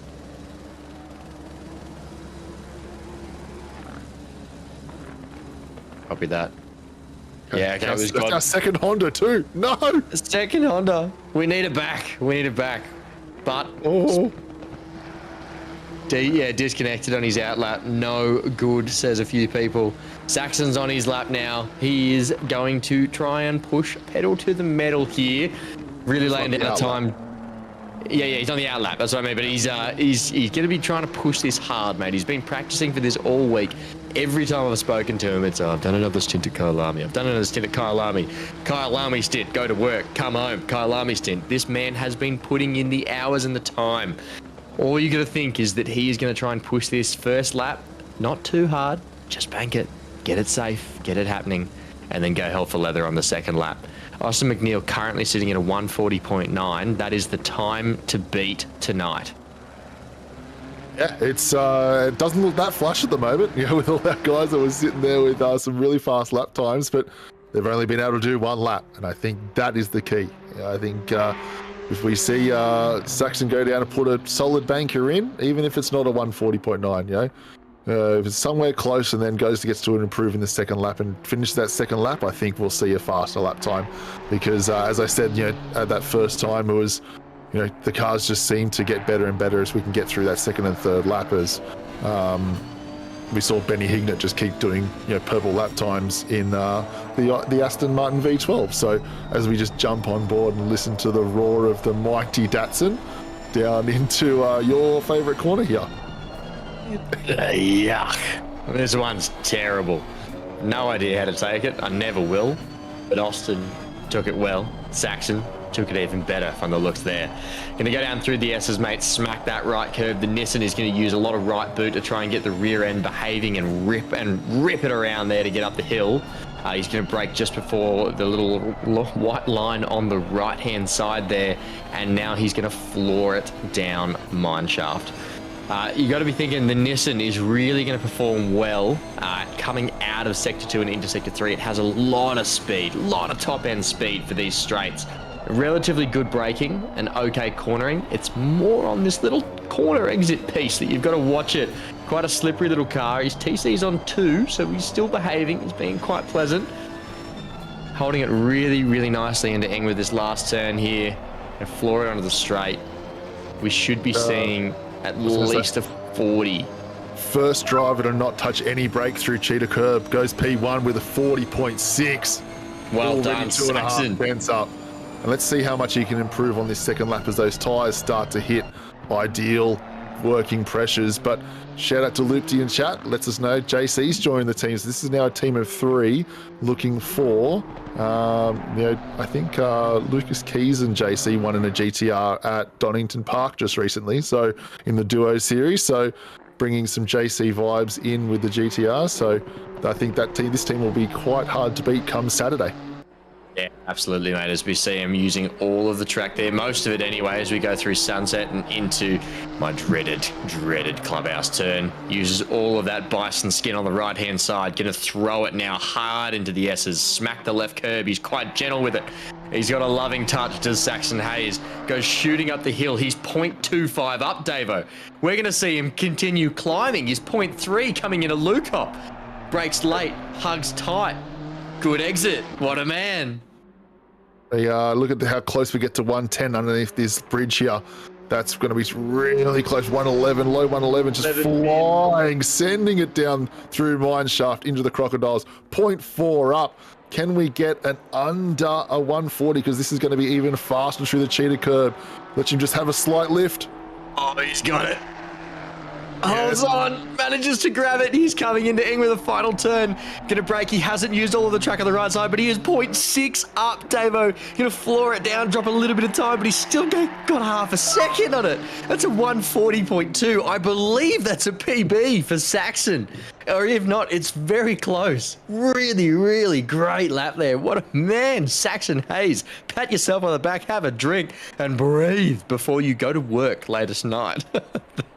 That's exactly what we were talking about. Just consistently got his lap better and better, and the car just kept getting faster and faster as those brake pressures and the grip level kept coming up with those tyres. So there's a reason why we give everyone a 2-lap dash, because we just know how much faster they can go in that second lap. But here we have the enigma, Mr. Lucas Keys, in the green Porsche. I've never seen it. Okay, Godfrey's back in the server. This is good. We might have our P7 back.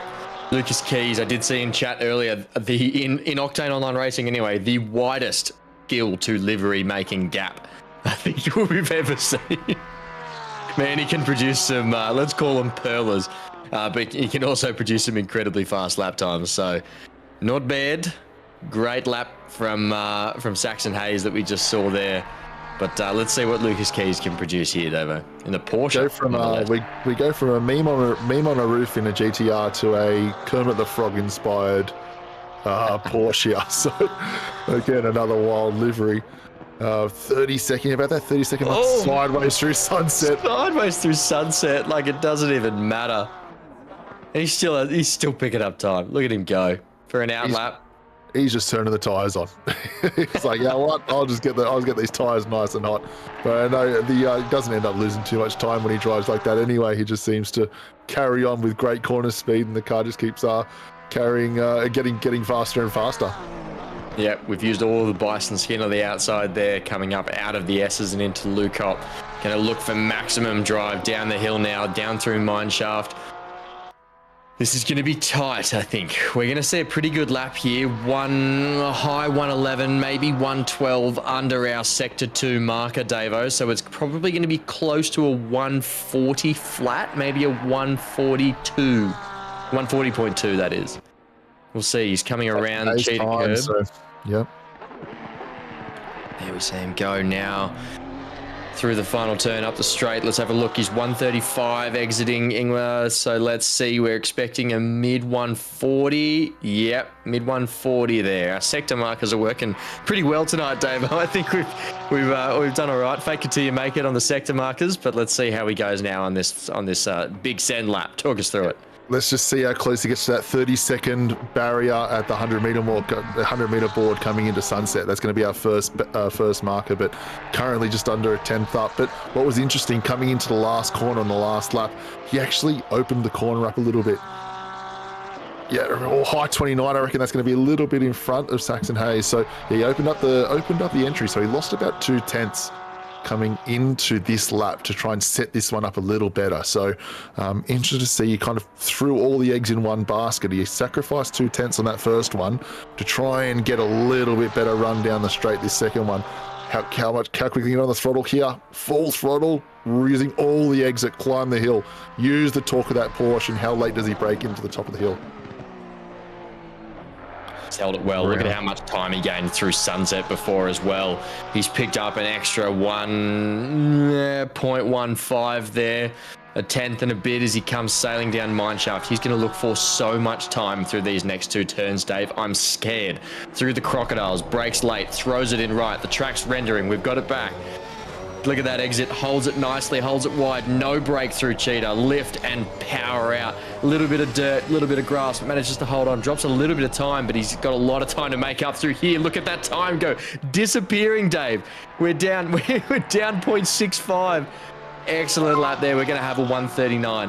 139.9 is the time to beat now. Exactly what I was about. I know you just mentioned that, and he gained so much time in that last corner, but that's exactly what he did. He set it up the lap before. I saw that he dropped a little bit of time coming through that last corner to make sure he could hit that last lap with as much speed as possible. So, again, the two drivers that have finished both of their laps are sitting currently P1 and P2 with an over a 7/10 gap to P3. So that's exactly what these guys and the drivers need to be achieving, is doing both laps. Don't go invalid in the second lap. Yeah, we've broken the curse, mate. The full send lap curse. How good was that? And Dave, just excellent analysis there. That's why we have you on board for these commentary sessions, mate. Incredible knowledge and skill that you bring to what we talk about tonight. Great analysis of the exit there, and Blake's just given you a massive call out in chat. So really well done for picking that up, mate. Thank you so much for bringing your knowledge and skill set as we watch Benny Vincent throw it up and around barbecue. My head's getting absolutely ginormous.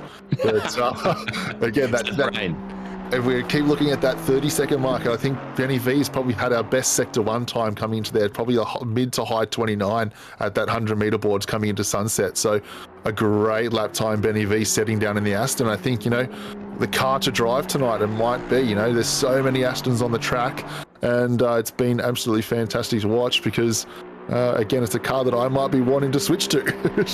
Absolutely. And how good's the livery as well? Half target pattern, half topographic. Look at this go.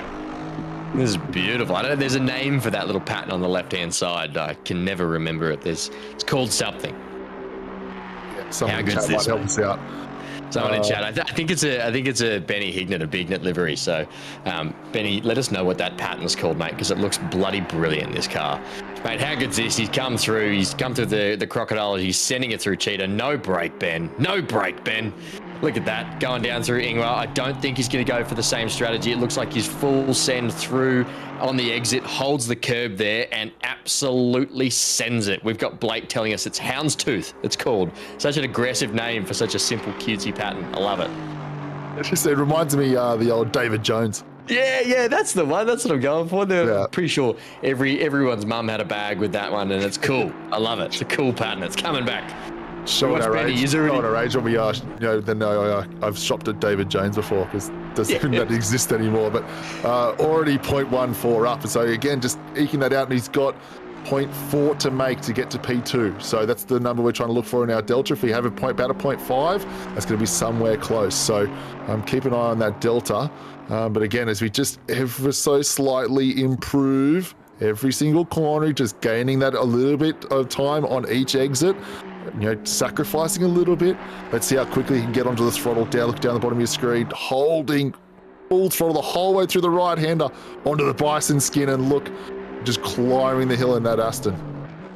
Incredible drive here from Benny Vintner, and such a different driving style as well to so many of the other fast ones out there. So smooth. We're going to see some hand inputs here. Thanks, Glenn, for getting us in the cockpit. Watch how smooth he is compared to the driving style of Lucas Keys and everything. Benny is smooth, calm, controlled, and calculated with the way that he takes these turns. Less flippy, floppy, dancy from the hands, and more really pointed directional inputs. So we see him full send there, sliding through Cheetah. He's up 0.25, brakes at the marshal's post there, nice and safe, accelerates out, driving, trying to find that exit, goes invalid. Benny Vintner was 0.36 up. It's so easy to run wide there, Davo, and that's exactly what we're talking about, the Paul Ricard effect. His next lap would be invalid as well. A great effort though, 40.6. Right, the 40.2 right then. I think he might have lost a couple of tenths at the top of the hill as well. Didn't quite get the car turned in as he wanted to.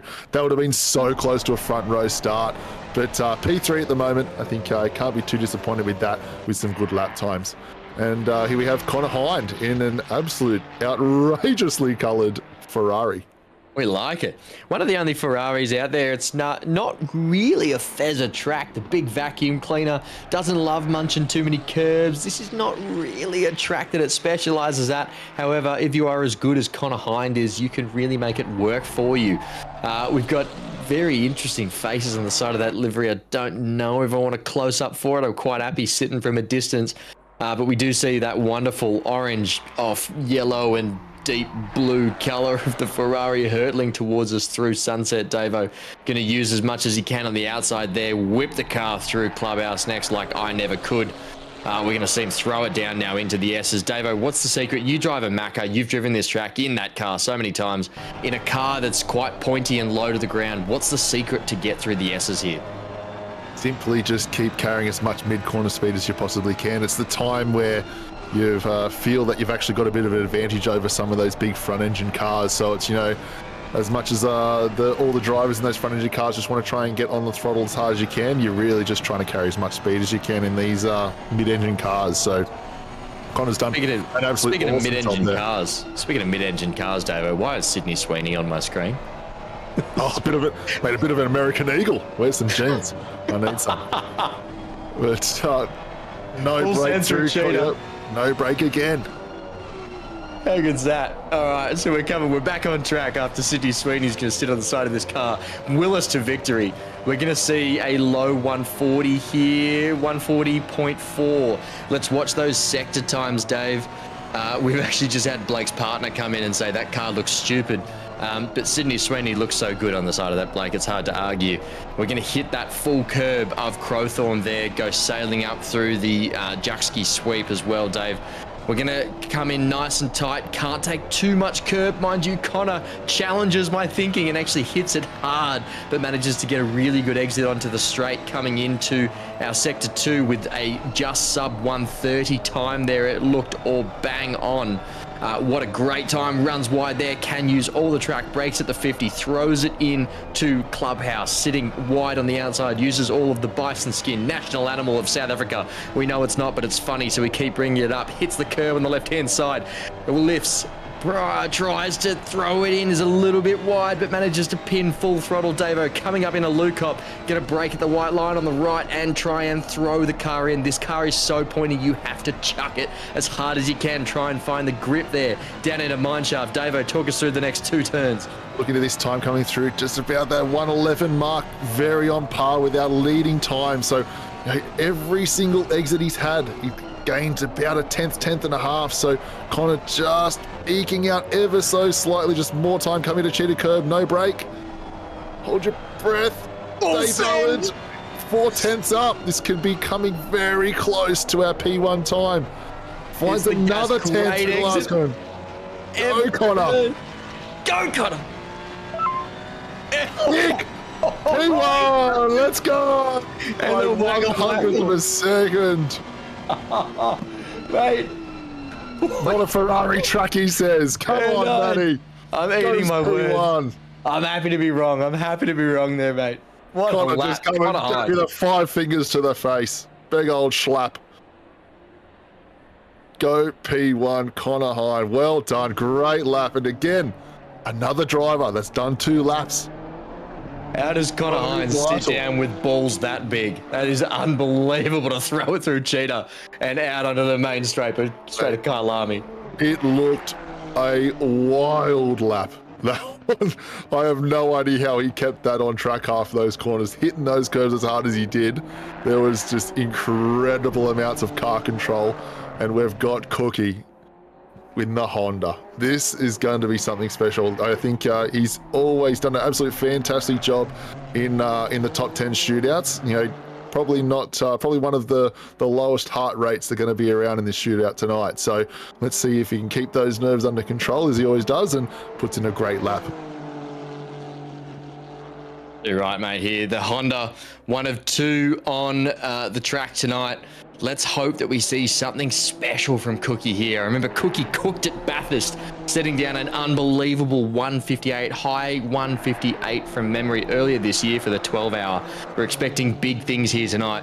The only man that can tame this car Unbelievable performance. So we're going to see it's a pretty okay time there, sitting at about the 130 mark into our sector 1 marker of the 100-meter board at sunset, throwing it into clubhouse.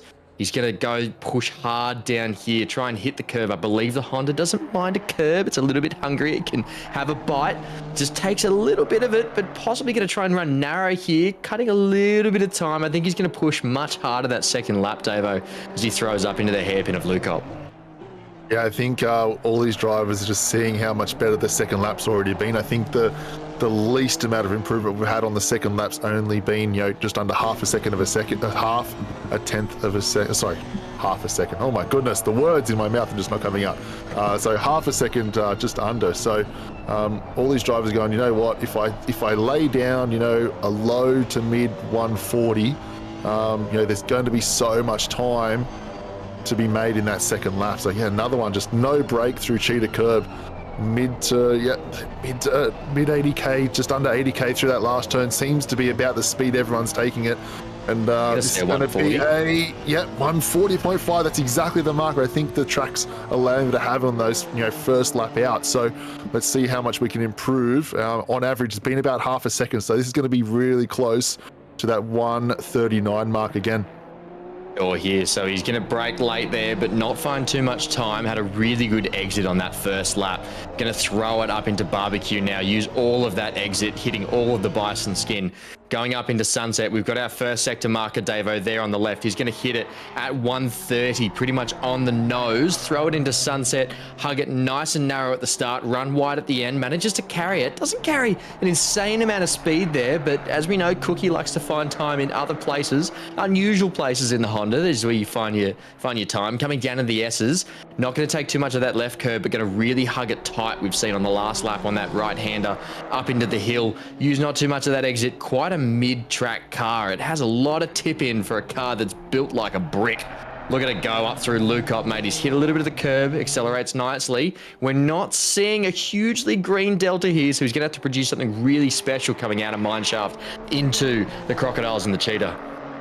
Yeah, I don't think he pushed too hard that first lap, this last sector, so I'm interested to see if he can get to 2 or 3 tenths out of it, because, it looked quite controlled that first lap. So, just found a tenth through the Crocodiles. Can he gain a little bit more? Yeah, maybe just a little bit. So, yeah, that first lap seemed to have been absolutely incredible. So you'd found about a tenth, 2 tenths, maybe 3 tenths. Cross the line with 142. 140.2, Dave. Not a bad effort. Great work, Cookie. P4 overall currently with, I think, only 1 or 2 to go. So that's not going to be a bad result in a starting position for them. So we've got the 1-2-4 currently on track.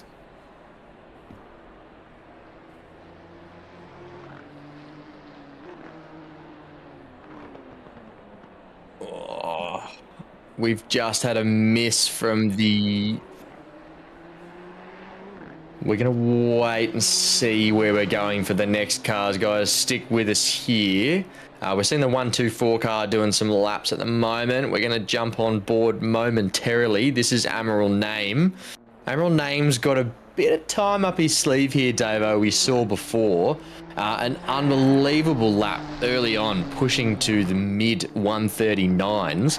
We're expecting something, a little bit of a decent lap here, not too much of a push, something nice and safe, find the middle of the track, get it to the last turn, but then we're going to see him push, Dave. Amaral Name is a name that I've seen around Octane as long as I've been here, which is almost a year now. First exposure to him was he was driving the GT2s in the Trio series of last year, a fantastic multi-class event, and he absolutely laid down the law, had everything to prove, everything to gain, and put on a really, really excellent performance there. And excited to see him in this endurance event, Davo.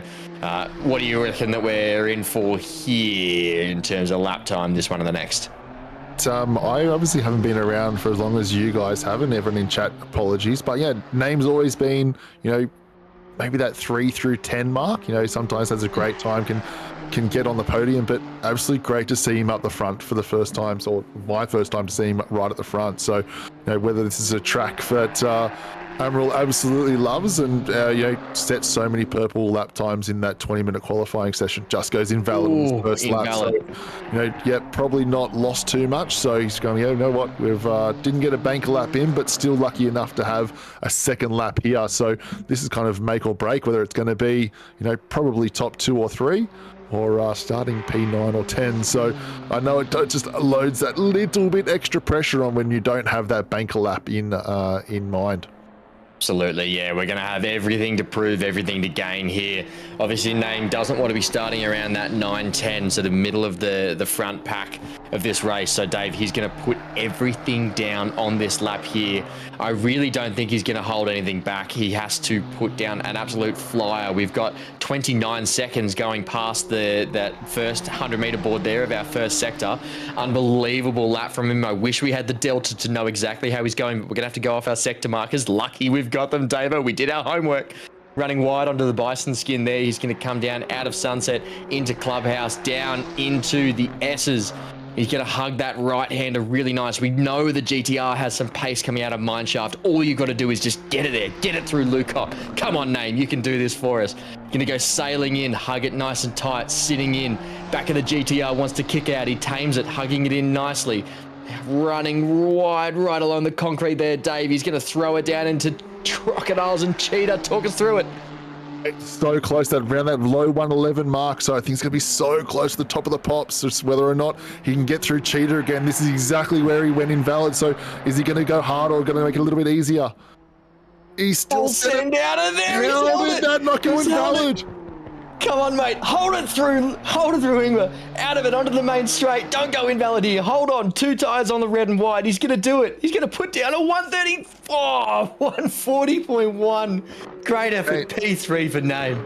The run to the line just took forever just then. It just could not get close enough. But P3, not putting down that first lap. So that's absolutely fantastic. That is going to be our final car. So Brock unlucky there with the disconnect, not able to do his top 10 shootout in the second Honda, but again, not the worst result, still in the top 10, going to be starting P10 on Saturday. But Matty, that was absolutely incredible.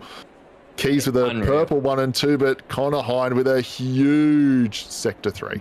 Yeah, 0.1 up and some change on that as well. We're going to have Hind, Keys and Name as our top 3, followed by Vinceter, McNeil and Hislop, Underwood and a few others behind there, sitting in the top 10. Absolutely unbelievable drive from Hind at the top there. I said it wasn't a Ferrari track and he stuck it to me, and I love that. So taking the commentator's curse and just turning it around and throwing it back in my face. I love that. Well done to everyone. We had a bit of a curse there on the second lap of a couple cars, Davo, but still got an unbelievable outcome. We love the top 10 shootouts here at Octane Online Racing. What a way to see out your Thursday night.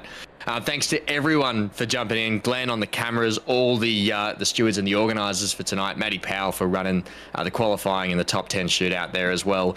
You've just been sitting watching the Octane Online Racing Simrigs Endurance Series qualifying and top 10, as well as the Thermal Take community event with our Aston V12s earlier this evening. Thank you everyone for joining us. You can tune back in just before 10 o'clock on Saturday morning Australian time. We look forward to having you all there. Come along, watch the racing. There's going to be some carnage, but there's also going to be some incredible performances. Thank you to all our sponsors. Thank you to all the drivers. Really well done, and have a wonderful rest of Thursday evening. Bye.